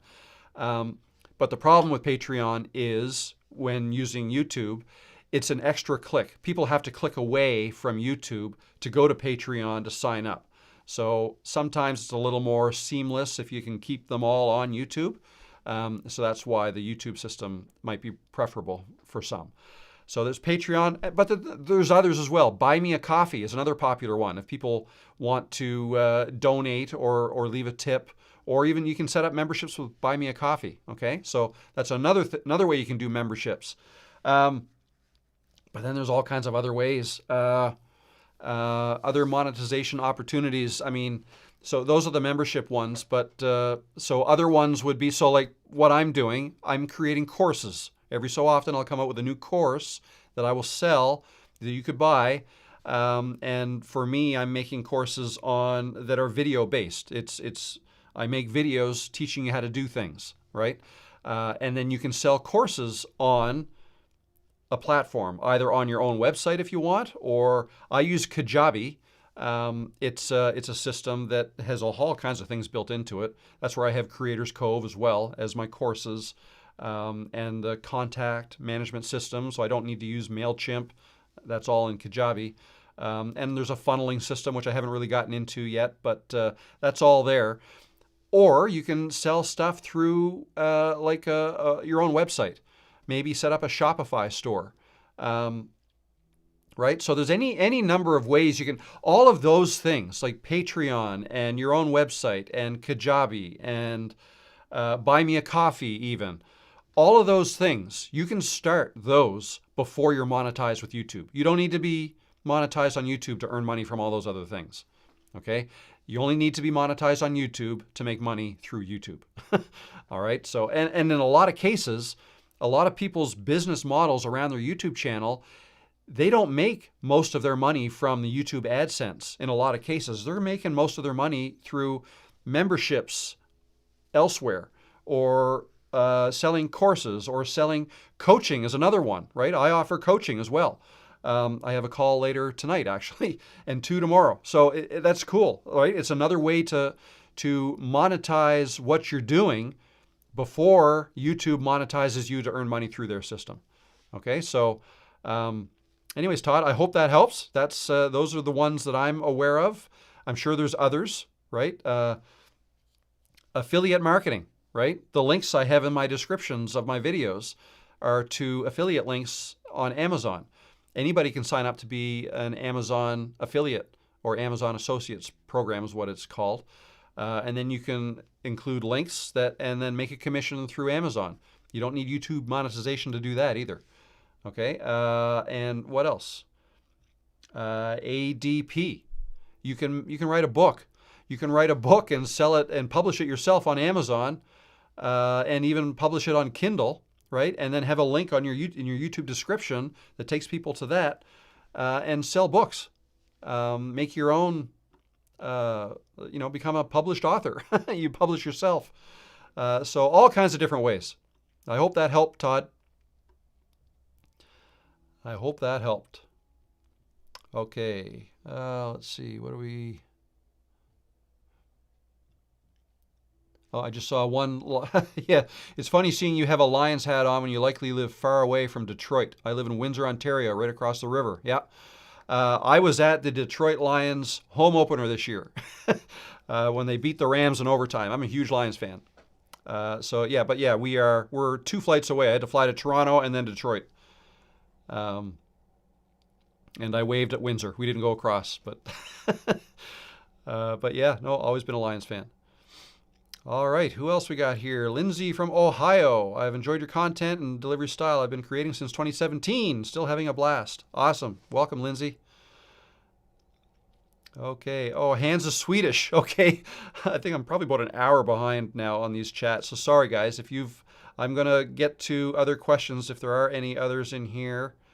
Here we go. Question from Lindsay. Do you have plans to add any other cameras to your repertoire? I recently added the Osmo Pocket 3 and I'm loving it. Great. I've heard lots of wonderful things about that camera. I don't currently have any plans to add anything else. No. I've got 2 that I use in the office here, and my iPhone is doing just fine outside. I also have a GoPro that I haven't even really ever used. It's an older one that I could use if I need another. Actually, I think I'm going to do that this summer. Use the GoPro and maybe jump in the kayak, go to an island, and maybe even live stream from the island. I don't know. What do you think of that? And make a video out there. And yeah, anyways, just something I'm thinking about. I'm kind of dreaming of the nicer weather that hopefully is to come soon. Had enough of the snow for now. Oh, here's a good question. I like this one. Because it's a question I used to have too. But from Alex, how do you prevent your lighting from reflecting in your glasses? Okay, I can show you how I can make it reflect. Is like this. I look right at the light.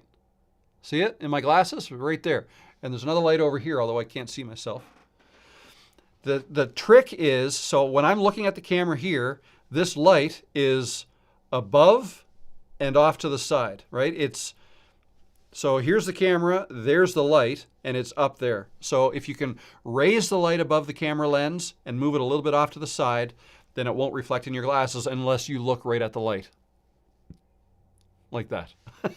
Okay, that's what you got to do. Okay.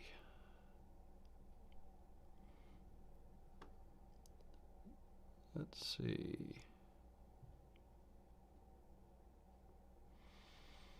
Oh, here we go. From Dawn, are there free drone videos I can download to add to a YouTube video, like some free music downloads? I've never tried to look for free drone videos, but what I would do is, so if you don't have a subscription to like a Storyblocks or you know, what else is there? Storyblocks. There's other ones. That's the most popular one that I know of. But yeah, if you don't have access to royalty-free music that way, I think, what's it called? Pexels or Pexel Bay or Pixel Bay, where you can go to download free video footage, and you may be able to find something in there. That's what I would try. But yeah, no, I'd be interested if anybody else has a good source for that. That's not something I've ever looked for. Okay, I think I'm seeing some questions that were asked more than once that I've already answered, so let me take a quick drink while I'm scanning for the next question. Looking at the live chat, I'm loving seeing the anchors in there from the members. That's cool. That's good. I found viewers like my dog more than me. I understand that. I'm sure people like Peanut better than me. Karen McLean, hello, fellow Maritimer. Oh, are you in the Maritimes too? Hello, fellow Maritimer, neighbor. Hey, Karen. And Karen, I believe, is a member now. That's awesome. A local member. Hello, the Tiandra. Hello. I'm new from Maryland. Any editing tips to keep viewers engaged past 30 seconds? Yeah, so one thing I've been doing recently is, so when I go outside to make my walk and talk videos, or if I'm sitting in the chair and I make a video, it usually takes me a few times before I get the intro right, and then I can continue on. But I usually have a lot of false starts that I delete afterwards, or I put them at the end and make some bloopers. I haven't done that in a while, but when I get back to my computer and I start to edit it and put it together, I'll try to, so what I typically do for the first several seconds is I may jump ahead and find something that was super interesting, but not kind of give it away, and then I'll make a copy of it and I'll put it at the beginning, right? So I did that in my video yesterday. Yeah, it's right here. Actually, I'll show it to you. Right here, this video here. So if I just back that up to the beginning. So first of all, you see this coming up here? That's because this is a section of, actually it's two sections, two different sections of the video future in the video. One section is only about a minute along, and the other one is like 15 minutes in. But just watch what I did here. What if I told you you don't need 4,000 hours of watch time to get monetized by YouTube? You don't. If you're having trouble reaching the watch hours that you need to get monetized, my best advice to you would be... There, cliffhanger, or hook. That's what I did, and I just thought that was kind of funny. A little bit abrupt. Okay, so I don't know if you noticed, but I cut out a lot of dead space in that intro. We're now 20 seconds into the video, and I've already there's the intro, okay? So, yeah, that's what I did. And if you notice all the little cuts, if you watch it again, you can kind of see that I cut all the dead space out. So even though I didn't deliver that sentence quickly, all in one take, it sounds like I did if, because I strung it all together. What if I told you you don't need 4,000 hours of watch time to get monetized by YouTube? You don't. If you're having trouble reaching the watch hours that you need to get monetized, my best advice to you would be... There, so that was 5 cuts there in the first 13 seconds where I cut stuff out. So in the beginning, you want to deliver that hook or intro or whatever really as quickly as you can, and then I tried to be, I don't know, visually stimulating, if you will. Just I put some things on the screen that I thought would keep people watching a little bit longer. So there was that, and then I went to more of an intro. I wondered if that might have been too long for that, and then there's this. Hi there. Well, okay, so we're 27 seconds into the video before I actually started talking. I feel like that was too long. I probably could have shortened that up a bit, but that's just something, that's what I work on. I try, in the editing, it's most important to tighten up the beginning to try to keep people watching for longer in the beginning. If people make it to 5 minutes of a 10-minute video, there's a good chance they're going to keep watching. It's that first 30 seconds where you lose people. You want to try to keep people engaged. So I hope that helps. Tiandra? The Diaries of Ben. Do you use AI tools to enhance photos and videos? If so, which ones? The only thing I do is in Canva, they have a background remover, which they say is an AI tool. So I use that. And then I also use the adjustments. Like I will adjust the brightness and the contrast, saturations, things like that to try to make an image pop a little bit better. That's really all I do. I don't use any other AI tools. The only AI tool I use, besides what's in Canva like that, is ChatGPT. And I have conversations with it to try to help me get organized and identify bullet points and help with titles and things like that, descriptions and tags and other video ideas. ChatGPT. I don't use image or video AI tools. So that's just me, though. A lot of people are. Camtasia 2025 video. No video yet, but they released it last week, I believe. And I haven't even downloaded it yet, but I do plan on getting into that. Yes, you need to focus on a niche. That's right. That helps grow anyways. Okay, how we doing? Animal videos attract many people. That's right. Thank you, Kate. Appreciate that. If you're enjoying this video, this live stream, hit that like button. Wow, oh wow, we got 108 likes. Awesome. Thank you, guys. Still over 100 people in this. This is what we're going to set a record today for watch hours. Be interesting. You might be interested to know. So usually when I do a live stream, the watch hours for one of my lives. See, I often tell people that if you're needing to get your watch hours up, consider doing live streams, because what happens is you can grow it really fast, especially if you do them regularly and you're growing the number of people that keep coming. So like a typical live stream for me recently would have been maybe 75 or 80 peak viewers. Today it's like 100 and something, 120 or more, which is awesome. But with 80 peak viewers and say a 2.5-hour live stream, the watch hours I get from one of those is usually between 150 and 200 hours. And I, get 150 to 200 hours during a 2.5-hour live stream. So it's the power of math, I guess, compounding, right?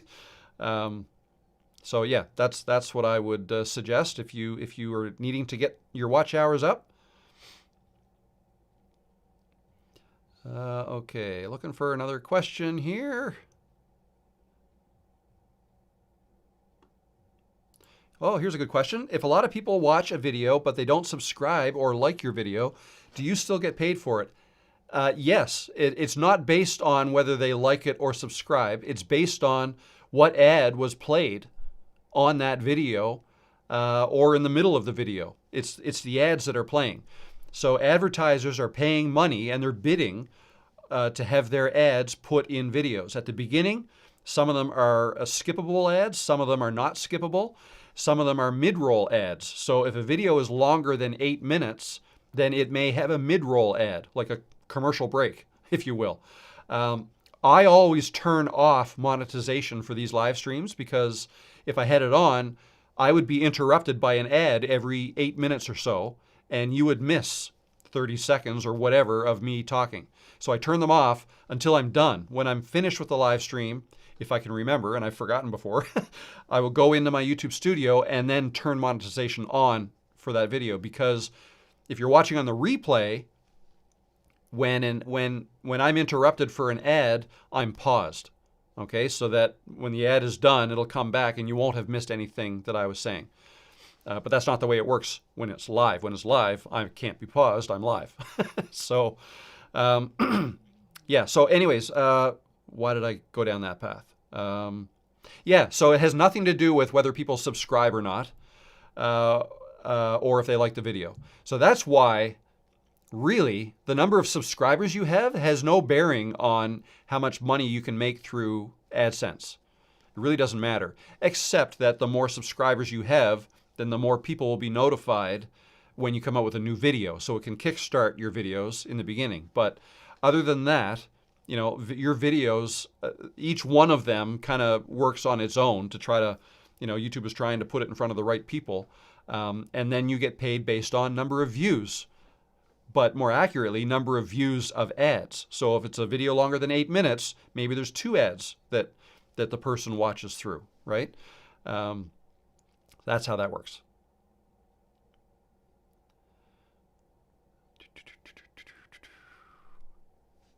Another quick drink here. I've still got half this left.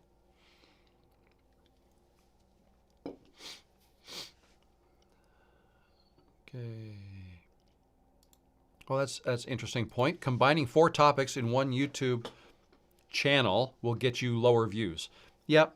Yeah, basically, because if you talk about one topic and in one video, and then when you make video number 2, if it's not about that topic, well, YouTube is going to send that video to the people who subscribe to you for topic 1. They may not be interested in topic 2, so they might just ignore it, and they might not click on your thumbnail. Okay. Yeah, even as a new content creator, I don't beg for subs or likes. Never liked that. Yeah, I don't love it either, and it doesn't work. It doesn't work at all. So.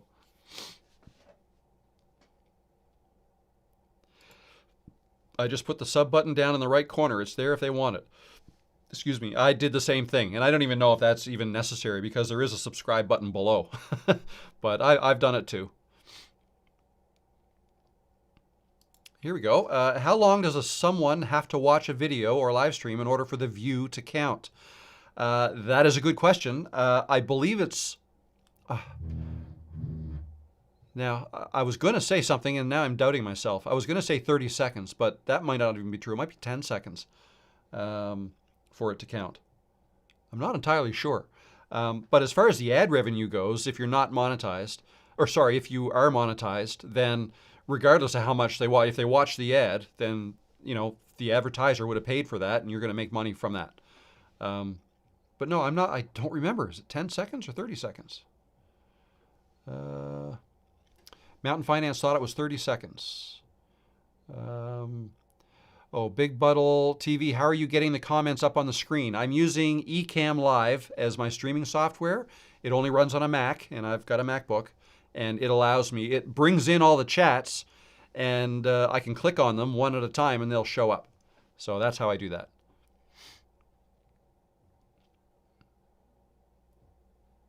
Oh, do you know what the payout is for YouTube Premium users? Tiff's take. And sorry, I'm not able to display your chat because I'm reading that on the live. YouTube Premium. Yeah, so if you subscribe to YouTube Premium, like I do, that gets rid of all the ads. You don't get to see the ads. So I'm on YouTube all day long, basically. So I pay the $13 a month or whatever it is to get rid of the ads. But, so the way it works is a creator will still earn money. They earn, I don't know exactly what the formula is, but a portion of the YouTube premiums, the revenue that YouTube gets from premiums, a portion of that goes to the creators as well. It's not a lot. And if I look at, let me just quickly take a look at my studio again. I go to Analytics and Revenue tab, and I know you can't see this, but I just wonder if it's, here we go. No, it doesn't show it there. I'll show you what I'm seeing. Let's bring this tab down right here. So Channel Analytics, this is the last 28 days. If you scroll down on the Revenue tab, you can see how much money you've made and how it breaks down, how you're making it from what videos, what your RPM is, $7.24, how you make money. So all videos, shorts, live. So for watch page ads, it's most of it, most all of it. Now if I click on videos, oh, you can get the breakdown. Shorts, I've made 86 cents this month, so it's not a lot. From live streams, ads, $48 from the ads. That's people watching it on the replay, and then $21 through supers and gifts. So that would be from last week's live stream. But this doesn't show. I thought I saw somewhere. If I click see more. Oh, here it is, YouTube Premium. So there you go. Of $1,900, $100. So that's, what is that? 1 out of 20, 5%, I guess, came from YouTube Premium. And you can't drill down any further than that.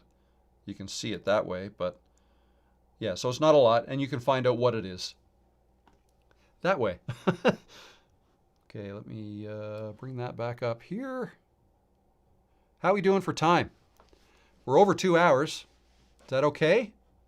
You guys mind that I'm still here and still talking? No problem, Tiff's take. Okay, let's get back to some questions. Oh, I answered that one. Oh, here you go. Michelle, what are your thoughts about Epidemic Sound? Will I risk getting a strike? I want to use music. I love Epidemic Sound. That's what I use. All the music you hear from on my videos, I get from Epidemic Sound. So yeah, I love it, and I have no problems. You can put your channel name or your channel URL into your account settings for Epidemic Sound as a safe list, basically. So that helps them. And if you ever do get a copyright notice on something that you got from Epidemic Sound will help you get that reversed, right? It's super easy. So yeah, no, I love it. I love it. And I've had no problems with it.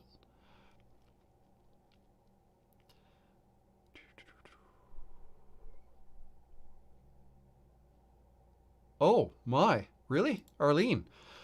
I believe there's a way you can search in Ecamm for comments that have a queue in front of them so you can go straight to those questions. I've been on other live streams. Oh my Lord, this is an aha moment. You can. Wow, okay, now I just lost my place though. Yeah, I just put in 2 queue. Okay, so if I just put in 1 queue, it doesn't narrow it down very much. But if I put in 3 queues, Yeah, wow, okay. That does work. I don't know if I better do that now though, because I might lose my place. But that's a good point. I'm gonna do that from now on, I think. Okay, I did kind of lose my place though. Am I losing, oh sorry, am I streaming on multiple platforms or just YouTube? Just YouTube. That's all I'm doing right now. I might do it somewhere else in the future, but my focus is YouTube. So that's really all I've been doing. Oh, here's a question. How do you notice, or how do you notify your subs that you are going live?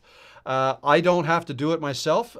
It's kind of up to my subscribers. If they want to be notified, they have to click the bell icon when they subscribe. In addition, sometimes when you subscribe, you don't click the bell notification, so you won't get notified of new videos and live streams. In that case, people can go to my live stream after I've set it up, but before I've gone live. I usually set it up a few hours before I go live. And when you go there, there will be a notify me button there that you can click to get notified. Okay, so it's basically, it's up to them. Now, if there's something I'm going to do and I want to make sure people know that I'm doing something special and I want to notify them, I can make a post in the community posts tab. That's one way. I could also send an email out, which would go to the people who downloaded my stats tracker or success guide. Segue, if anybody wants the stats tracker that I showed in one of my videos, or a YouTube success checklist that I go through when I make my videos, links to those are in the description below. They're free in exchange for your email address so that I can notify you about anything in the future. And I don't overuse that email, as some of you can attest to. But like when I come up with a new course, I'll let you know about that. If it's on sale, I'll let you know about that. So those are the different ways you can notify people. What if you're multi-talented and have different passions? Trying not to keep cycling through subs and confusing the algorithm. Yeah, ideally you'd have a different passion, a different channel for each passion. It depends on what you want to do. If you just want to document your life and you're multi-talented and you want to talk about everything, and you're not concerned about growing your channel, then don't even worry about it. Talk about everything on your channel, right? You can do that. That's fine. But if you want to turn this into a business, you really want to grow your channel fast, then the best way to do that is stick with one topic. There's no other way around it. And if you want to grow another channel really fast, but it's on something totally different, create another channel for that. You can create as many channels as you want, as long as you set it up as on the business account, or brand account. It used to be called, and now I believe they call it business account. So yeah, that's just the reality. If you are only talking about one niche, you will grow faster if all of your videos are about the same thing, more or less. Okay. I'm seeing other questions that I've already answered. That's probably because I took too long to answer your question. That's a good question. I'm in the UK, but most of my audience you think will be in the USA. What would be the best time to go live? If you think your audience is in the USA, then I'd go live when you think they are going to be available. So I've kind of wrestled with this myself. You could try different things if you want. You can try different times from week to week and see what works the best. And I played around with that a little bit. I tried Thursdays one time. I tried Tuesdays. But so I'm kind of in the same boat, I guess. Same boat. That's a nice maritime thing. I'm on the East Coast, North America, and most of my audience is in the US, but I do have a good amount of people in Europe and also Australia. But the reality is you can't satisfy everybody. So I go live at 2 o'clock my time, so that's 1 o'clock Eastern, which is 12, 11, 10 a.m. on the West Coast. So 10 a.m. on the West Coast, that's not too early. I could go a little earlier, I suppose. But then 2 p.m. here is something like, 7 p.m. in England, maybe 8 p.m. in Germany. I'm not sure, something like that. If I get too much later than that, you might not get anybody. So for me, I mean, it sounds like maybe you're targeting the same kind of audience. I would say early afternoon. Oh, sorry, my time. So that would be early evening for you. So yeah, that. But honestly, what you could do is you could look into your video analytics and see, like they'll tell you when the best time is for you to post a video, when most of your audience is online or watching your videos. Excuse me 1 second. I feel a sneeze coming on. 1 second. You don't need to see this. Just gonna blow my nose.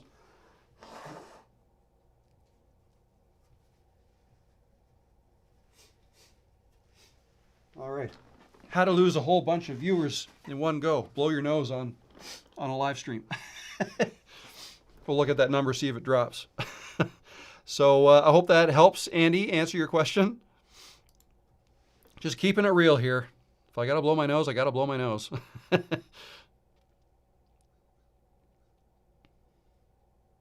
Oh, I just saw a comment here. Wanda in PEI. So same time zone as me. I go live at 10 p.m. my time, which is earlier in the USA. A lot of my viewers are USA, Australia. Okay, cool. Very good. It's okay. It's winter time too. Yeah. 8:23 in Portugal. So it's only 4 hours ahead in Portugal. Very good. 9 in the Netherlands. 9:30 now in Sweden. Okay. All right. Let's get back to these questions here.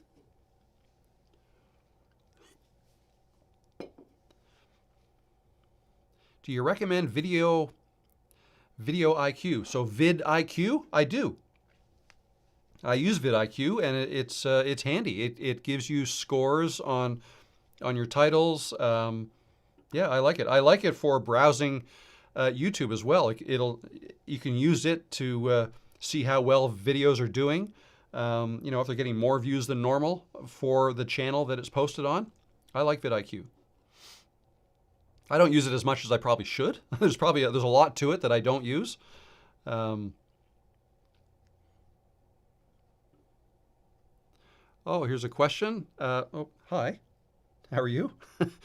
Do you have a list of blocked words you could share with the community to prevent inappropriate posts and haters?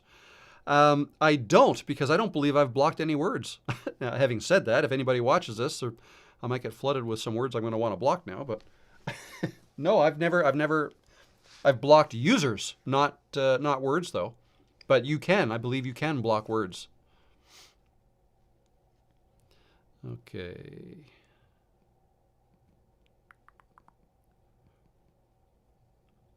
Yeah, yes, you can also use the YouTube library for music, free music. That's right.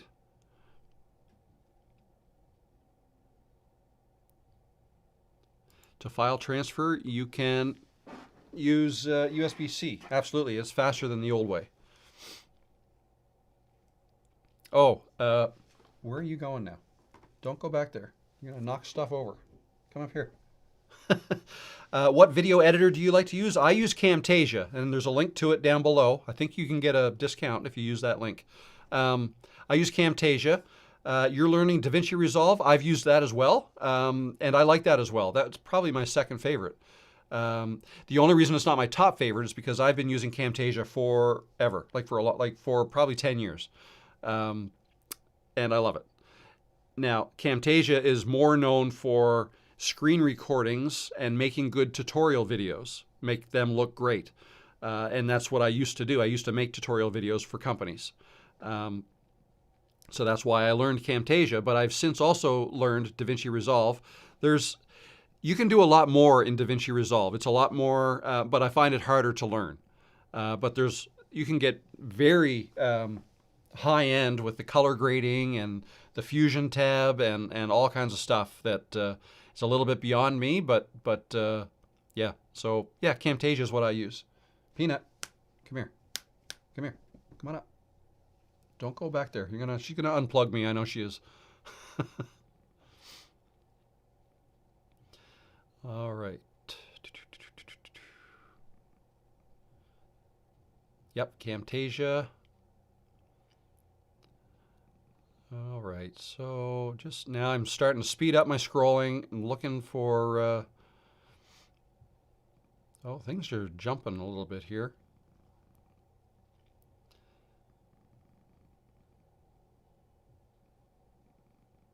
Question, do you use external hardware for the editing or just your mouse and the keyboard? Okay, I think I already answered that. But yeah, no, I just use my mouse and keyboard. That's all I use. Nothing else. Peanut, don't go back there. Don't go back there. You're going to unplug my Stream Deck or something. Here, why don't you go down there for a bit? There you go.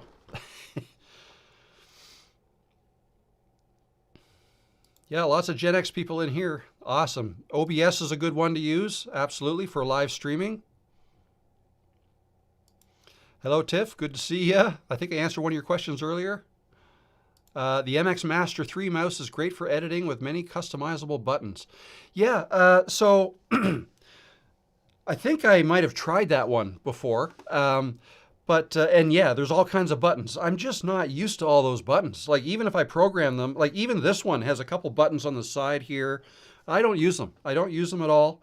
I use the mouse wheel for scrolling and stuff, and a left and right mouse button. That's all I use. Everything else, I've just gotten used to where things are on the keyboard.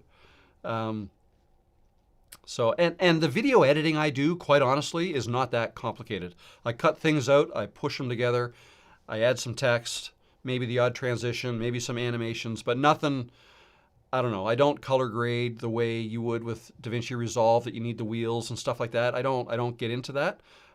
Nothing against it, but it's a little bit beyond me right now. And for those of you just starting out, you don't really need to get into that kind of stuff.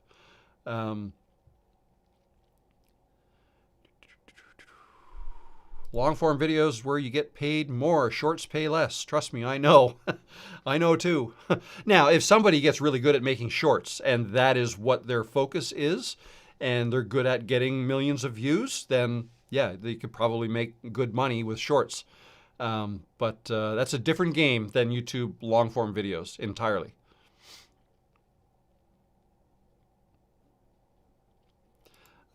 Jiffy Style. I love doing live streams. I'm an older content creator. Every time I go on to do live and I put my camera across, it says orientation lock. How do I change that? So that'll depend on your phone.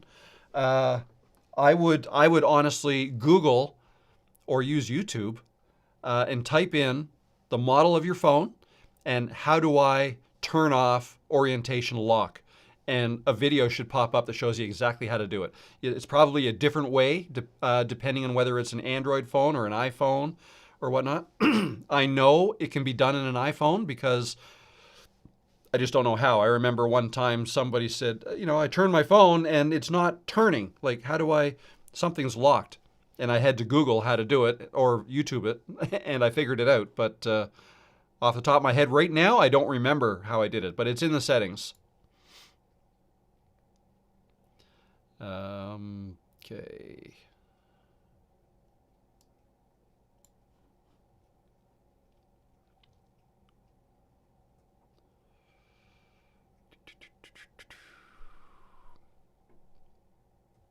I'm just scrolling here looking for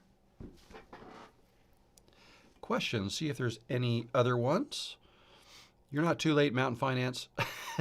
Just on time. And Karen is a Maritimer as well. Awesome.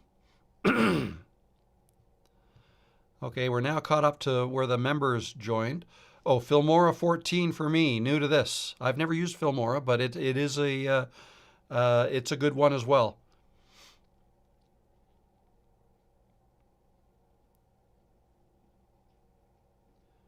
Okay, and I answered that question. Okay, so I think there's a little bit of overlap here.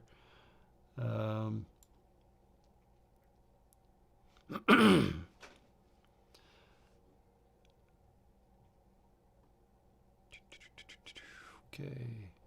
Sorry, I've gone a little bit quiet here. Wow, there's still over 100 of you in here just watching me scroll through my questions here. Thank you all for stopping in. Oh, here we go. Is there a question? Okay. Do you use a different phone and computer for business and personal use, or do you maybe have a different profile on the computer based on use case? Well, my business and personal life is kind of one. Like this is it. I don't have a job elsewhere that if I did, then yeah, I would probably have a different computer for that. But so that's not something I have to worry about. My phone is my phone. It's my personal phone. I use it for business. But yeah, there are people that like, I guess it depends on your job, right? If you have a job and they give you a phone, they probably don't want you using it for personal use. But YouTube is kind of a personal thing. I would say you could use your personal phone for your YouTube business, even before it's a business or even after it's a business. I'd say that's fine. So no, I don't separate them myself. But again, if you have a job and they require you to keep your personal life or your YouTube business off of their computer, then you'll have to listen to them if you want to keep that job, I would guess.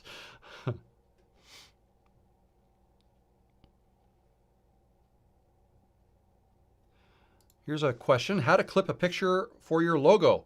So on a Mac, I can tell you how to do it on a Mac.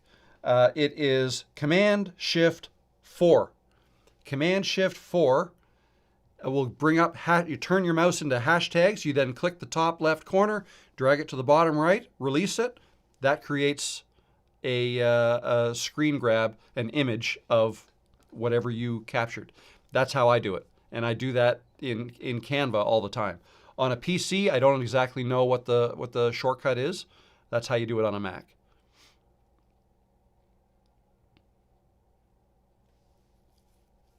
I wish I could click on users and see their channel from the chat. YouTube Live needs to fix that. Well, the way it works is you can't, but I can. So if you're hosting a live stream, you can click on somebody's username and it'll bring up their channel. So I could do that, but you can't. I don't think they're going to change that.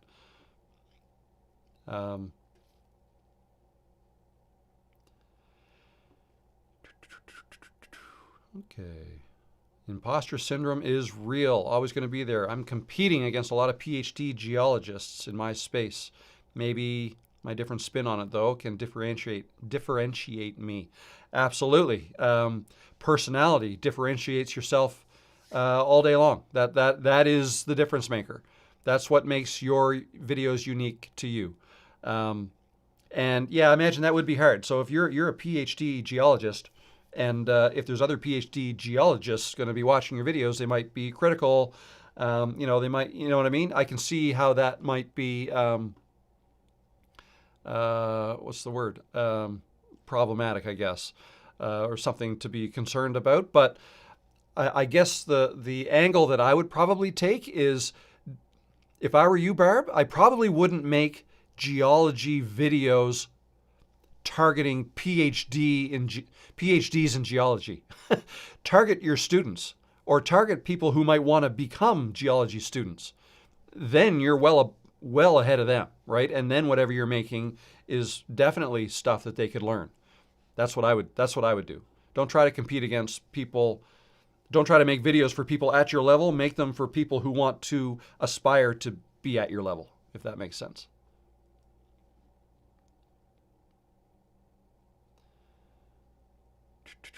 Okay, I gotta stop doing that.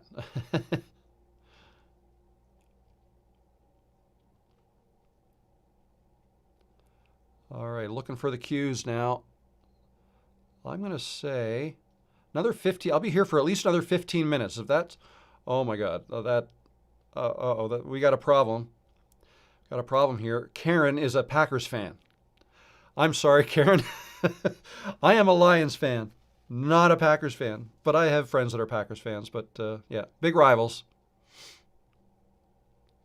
Big rivals. But yeah, that's a little bit of a problem. All in good fun. All in good fun. It's fun actually going to. So I went to a Detroit Lion. I went to one in Detroit this year, but last year I went to a Lions game in New Orleans, and wore my Lions shirt and all that stuff, and it's fun. It's fine. I've never been to Lambeau though to see Packers. If I did go, I'd wear a Lions jersey, and it would be to see the Lions. But it's fun. The fans are all good about that stuff.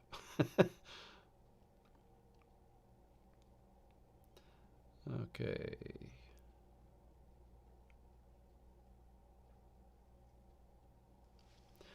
Sorry if I'm getting quiet. I'm just trying. I don't want to try to miss things. I don't want to miss anything here. Okay, here's a question. Any tip on how to keep a live going? Like for me, I am in the car niche. How to keep the live going? I guess you just got to be either interesting or helpful. Okay, so either entertaining or helpful. I like to think of my videos as being helpful. I'm trying to help people. So I'm answering questions. You guys have questions. I've got some answers. And the more people come with questions, the longer the live can go on. Now, it might be a little long for some people. I'm sure the people who were here, 2.5 hours ago when I started aren't here still. Some might be, and if you are, thank you. But I can totally understand if you're not. I don't watch live streams that are this long anymore. But yeah, you either have to be providing a good service, like answering questions that people are asking you, or be incredibly entertaining, which, depending on, maybe you're an entertaining guy, maybe showing the cars or whatever, people want to see that. So yeah, that's my best advice. Be entertaining or educational or helpful. That'll keep people sticking around. Oh, here's a question from Sandy. You mentioned you shut off monetization during a live stream, so you have 125 people watching. Yeah, 102 now.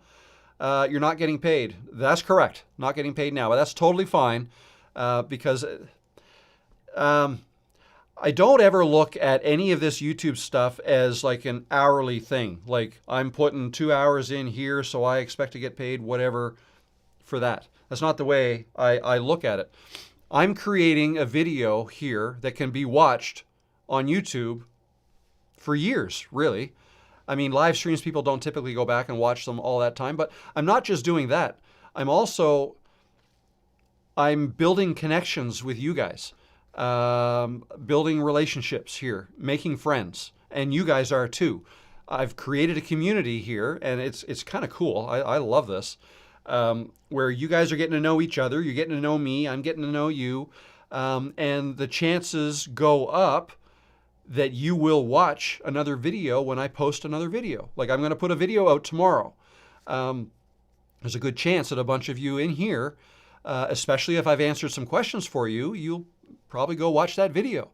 So in an indirect way, I kind of am getting paid, or I will, because if a whole bunch of people watch my next video, I'll make a portion of the ad revenue from that video.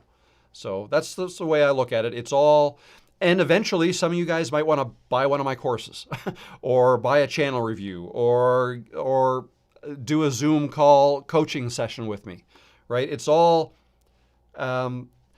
every video or live stream that I do, every video that I put on the channel and every live stream I do, each one of those is like a little tiny asset that I'm adding to my portfolio, right? I have, I think, over 200 videos on the channel now. Each one of them can be gaining views at all the time and earning just a little bit of money, each one of them, right? So the more videos I add to that, the bigger the potential revenue that I can earn from that becomes over time.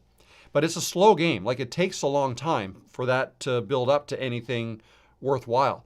But there will come a point in time that it's very worthwhile and with minimal effort, in the future. Like when I'm 95 years old, I may not be making 3 videos a week and doing 1 or 2 live streams a week. I might not have the energy for that at that point. Right now, I have the energy, so I'm gonna keep going, and I'm loving it. I'm having fun, so I'm gonna keep at it. But yeah, so yeah, you're right. I'm not getting paid at the very moment.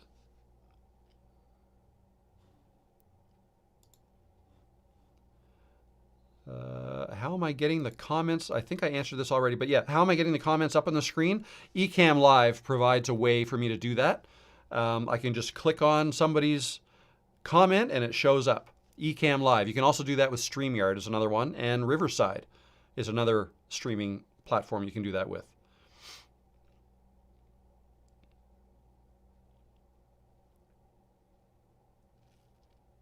Okay, getting closer to the end here, I think, but still scrolling. Oh, I answered that one. Okay.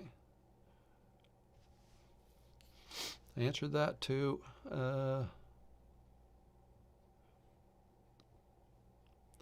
Here's a question from Good Vibrations. Is there an alternative of Epidemic Sound for Windows users? So it doesn't matter whether you're Windows or Mac.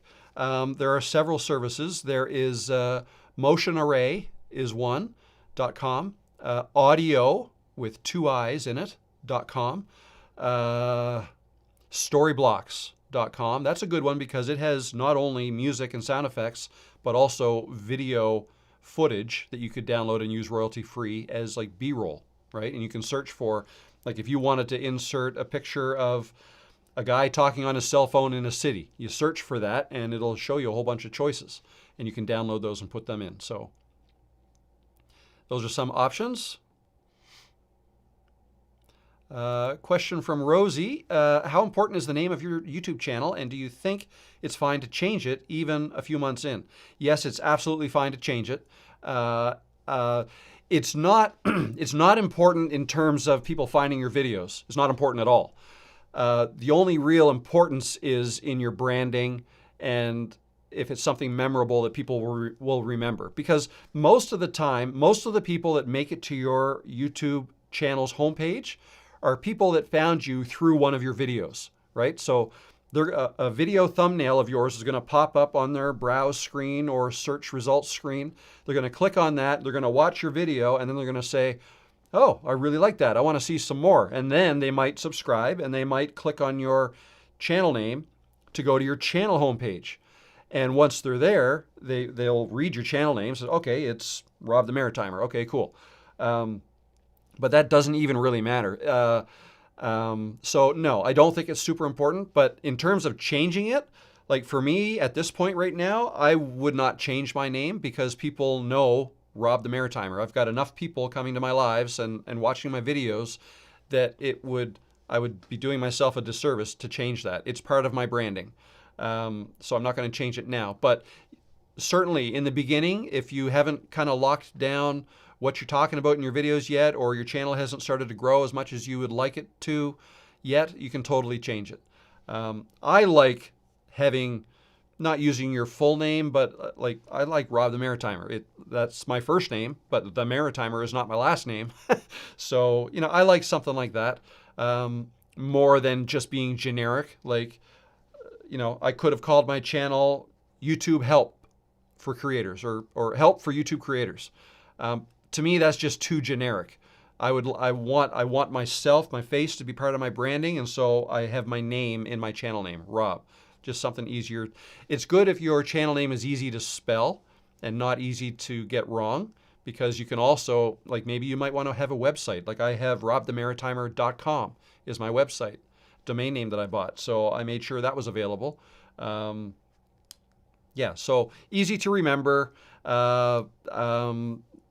I like putting your first name in it. Not everybody does though. So again, it doesn't matter in terms of the searchability or the findability of your videos. So I hope that helps.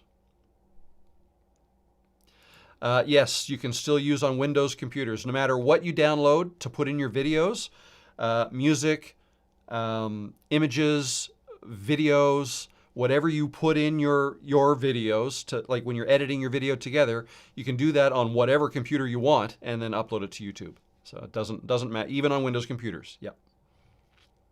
Yes.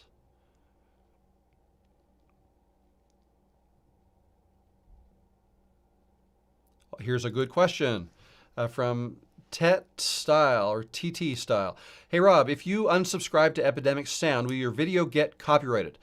Great question. And I did not know this, but so the way it works is if I unsubscribe from Epidemic Sound today, all of the videos that I have posted up to today that are already on my YouTube channel are fine.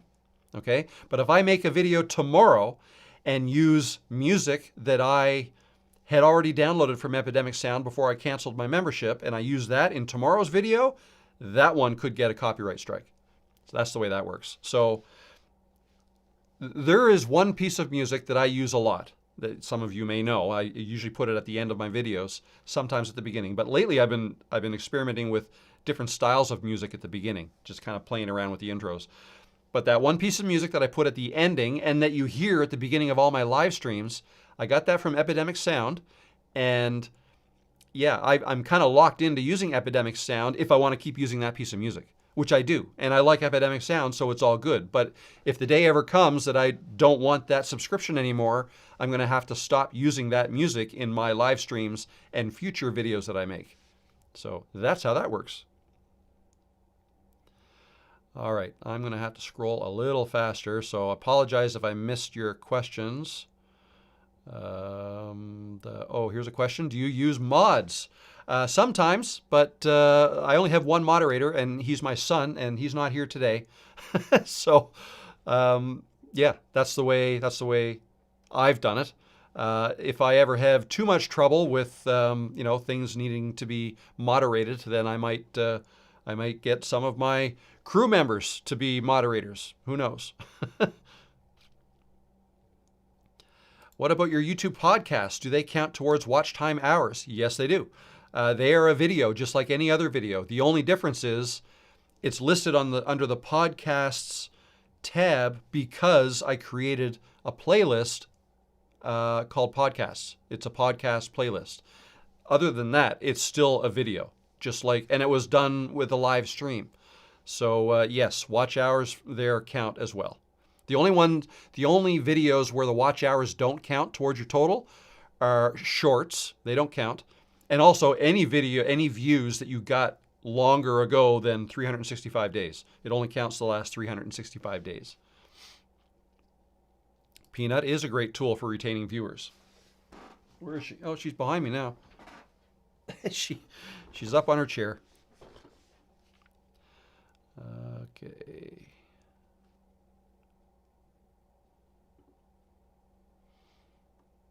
Okay, I answered that one already. Filmora, that's a good one to use as well. Question, can I add a PayPal account to my channel for donations as I only have 600 subs and 2,000 watch hours? I don't know that you can. I'm not sure if that would be against their terms of service or not. I don't see why it would be. But you can certainly use like a Patreon or Buy Me a Coffee. That's probably the way I would do it. And then have your Buy Me a Coffee account, for them to pay you, you would have to probably connect your PayPal account to that. So that's probably how I would handle that. And in that way, you could give your tippers or donators something in return, like behind the scenes content or whatever, right? That's how that works. Question, taxes. Do you pay self-employment tax on all your YouTube income? If so, what all do you write off as a business expense? So this is a hard one to answer just because that's going to depend on what country you live in. And it's different in every country, but that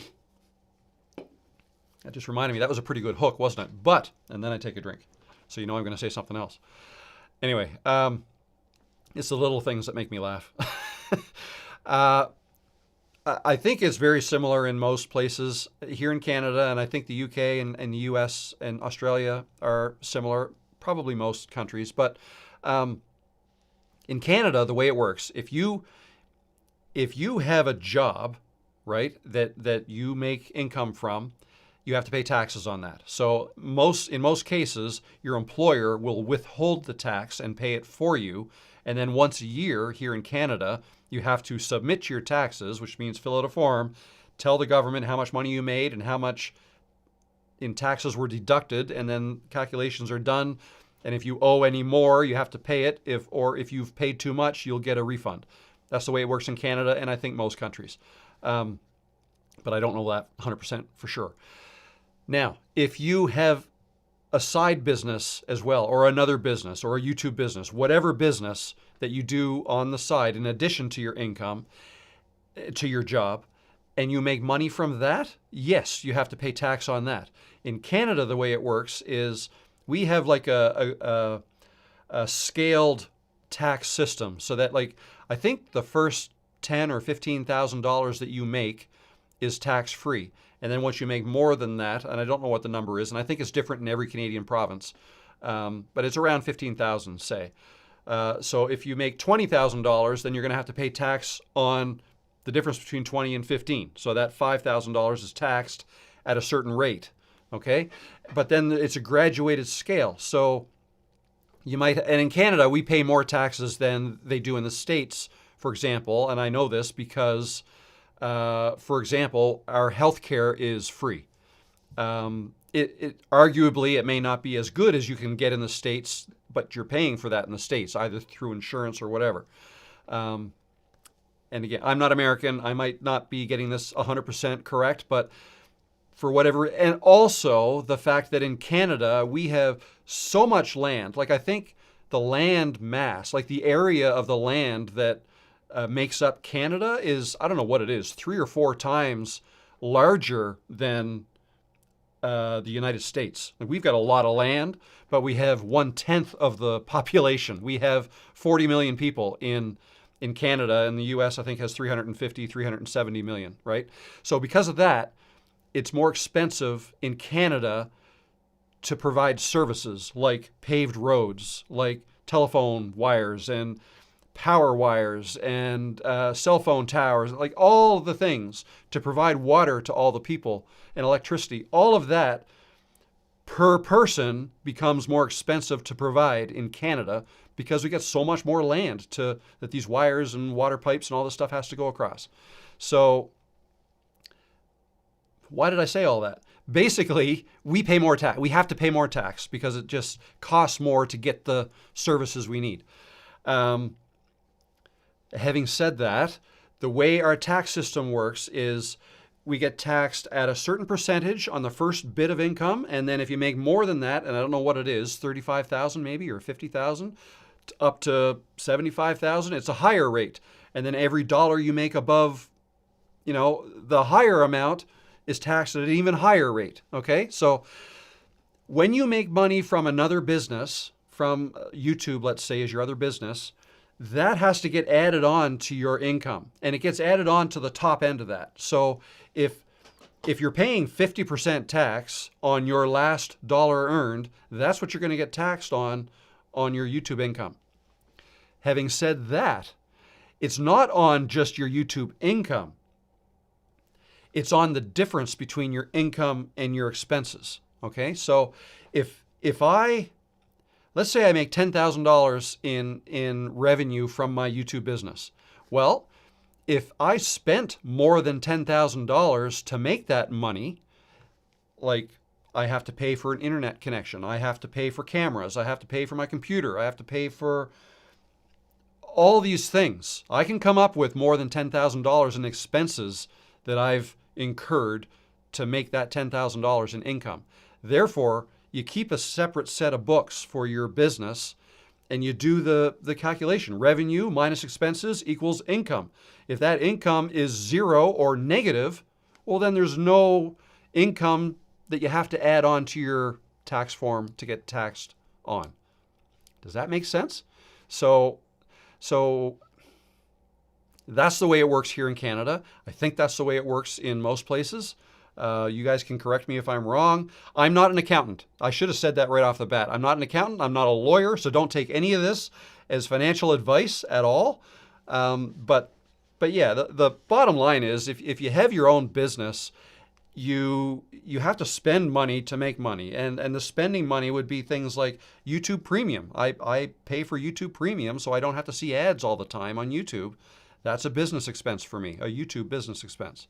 My vidIQ membership, my Epidemic Sound membership, my Camtasia subscription, all that can be written off in my business. And I send all that to my accountant and he takes care of it. So that was a long-winded answer, Big Buddy TV. I hope that helps.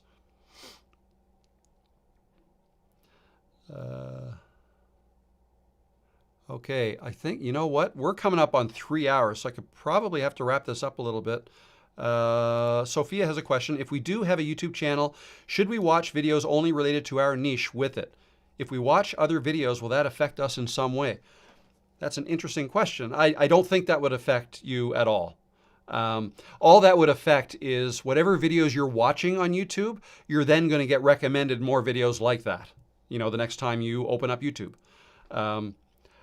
Unless you click the 3 dots and say, I'm not interested in any more videos like this. You could do that.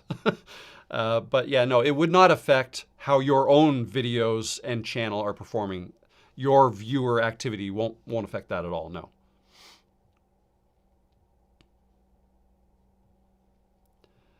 Okay. Here's a question. I notice every video I lose 3 to 4 subscribers. Is that common? I usually gain double back by the next day.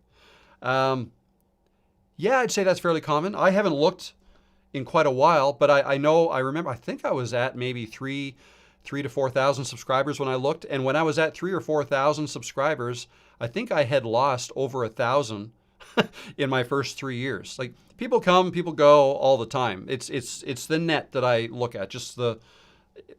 If you're continually posting new videos, the total number of subscribers should only go up in time.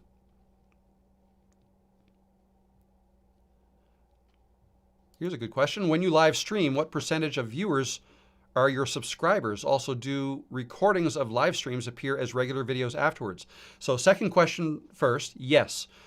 The recording of this live stream will be available to viewers when I'm done. Right now, people can come in and they can participate in the live chat. But when I end this live stream, the live chat will finish, and then people will be able to watch this as a regular video, and then they'll be able to leave comments below. They won't be able to leave comments in the live stream anymore, but they'll be able to leave comments below. Obviously, that's not live. Then that's, you know, if you ask questions down there, I can answer them there. But what percentage of my viewers are subscribers? I don't know. I've never really looked at that. I would say a good chunk of my live stream viewers are subscribers, but not so for the videos. Let's just see if I can look at this. If I go to live and say, look at last week's lives, well, let's bring it down here. Let's show you guys this, right? We'll show you this. This is last week's live stream. All right, it's up to 502 views right now. And now, so what am I looking at? So my audience, let's click on the audience tab, and we can see, so in the first day, 543 returning viewers and 14 new viewers. And here we go, watch time from subscribers. 78% of the watch time came from subscribers. All right, 21% came from not subscribed. But that's not just during the live stream. That's all the days since then too, right? So, and as you can see, most people are returning viewers who come to watch it after the fact, not new viewers. Okay, and you don't get a whole lot after the fact, but yeah, and you can also see how people are watching your live streams. Interestingly, most people are watching on a mobile phone. I wouldn't have thought that. I don't watch live streams on my mobile phone. I watch them on my computer. That's interesting. 22%, 23% watch on a TV. 50% of people are watching from the United States, 8.6% Canada, 5.3% UK, 1% Australia, 1% Germany. Interesting. Pretty even split between male and female, 51 to 49. And most of you are 55 to 64 years old. This is last week's live stream. So there you go. There you go. I hope that helped, John. Okay. Oh, the Quilts and Chocolates. How much is channel review? I'm currently not offering that. It was a $100 add-on when you bought the course. But right now, I have a bit of a backlog that I want to get through before I offer those again. So, so at this moment, I'm not offering them, but within the next, I'd say 2 weeks, I'll be offering them again. Okay.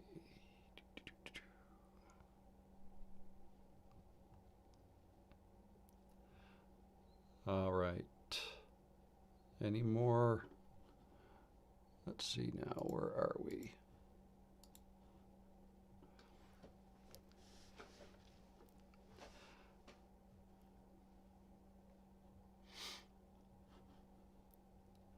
Okay, just looking at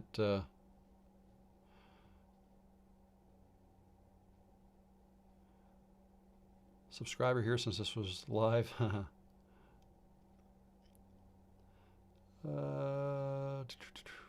Mountain Finance. I was surprised to see with my channel that 22% are watching on a TV. Yeah, that's more and more people are starting to watch on TVs. What is that app or page you were reading off of? That was the YouTube Studio app. Studio.youtube.com is how you get there. And click on the audience tab is where you find that. Okay.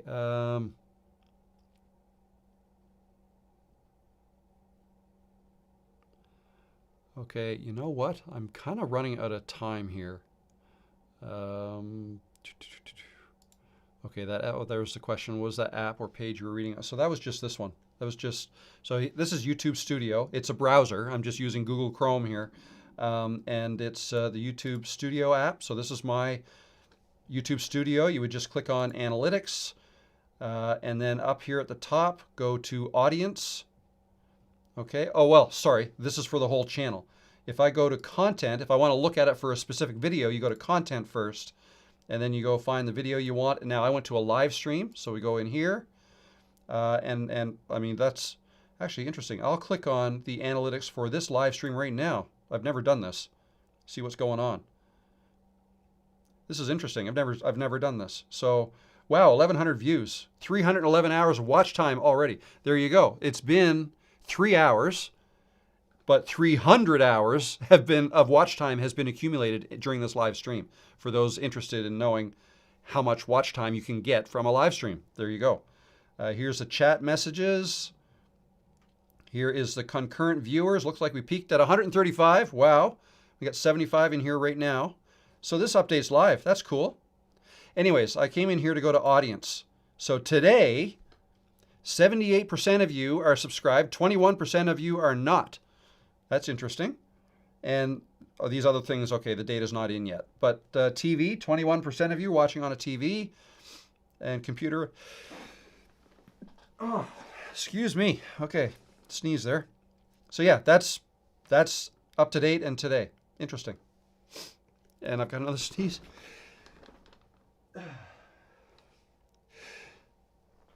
Oh, okay. Wow, sorry about that. Excuse me. Okay, yeah, you'll do more lives for sure. Oh, they must have analytics for premium. I don't have that in mind. You should. It's not a premium thing.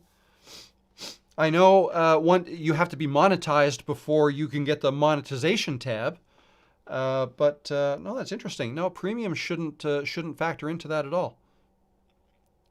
Is your channel verified? That might be something.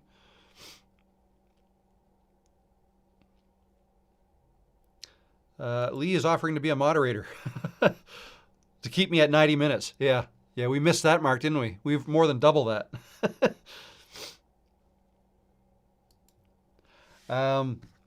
You know what, guys? I think we better stop there. It's 5 o'clock here. Oh, Kelly Walsh. I watch most of my YouTube videos on TV. In terms of my own channel, it was good to see how I looked on a giant screen. That's a good point. I've never watched myself on a giant screen. I don't think I probably want to see that. That's the thing. Most people don't like the way they look on video. But anyways, I talk about that in the video I'm putting out tomorrow. I don't even know what I'm going to title it yet, but it's mostly edited already. So it won't be, I'll have that uploaded tonight. So 9 a.m. tomorrow, my time, Atlantic time. So that's 8 a.m. Eastern. The video will be out tomorrow. I plan on having another one out on Friday. And yeah, that's it. Anybody interested in becoming a member of this channel, that is now an option now. Feel free to join, and we're going to have some boat parties or dock parties. I don't know what it's going to be called, but basically live streams only for members. I'm still going to do these every week. I want to do live streams because this is a great way to interact with, new subscribers, even people who haven't subscribed yet. As we see, 20% of you are not subscribed yet. Maybe you'll watch this live and say, you know what, I want to hear him talk more. So I'll subscribe and I'll watch some videos. So yeah, so I'm going to keep doing these. And then every couple or few weeks or so, I will do special live streams for just members. And then, of course, members will also have these special badges by their name. Like if you look at Barb McGavern right now and the Weezer, notice how they are green, highlighted, and they've got that little anchor symbol beside them. That's because they have joined as members. So thank you guys and welcome. And but yeah, with that said, that's it. So I'll be here again next Tuesday. I don't have any special guest live stream set up yet for my next one, but I'll be doing another one of those before too long, and I'll let you know when I do that. But so yeah, video tomorrow, video Friday, probably Monday, and then live stream next Tuesday. So I'll be around.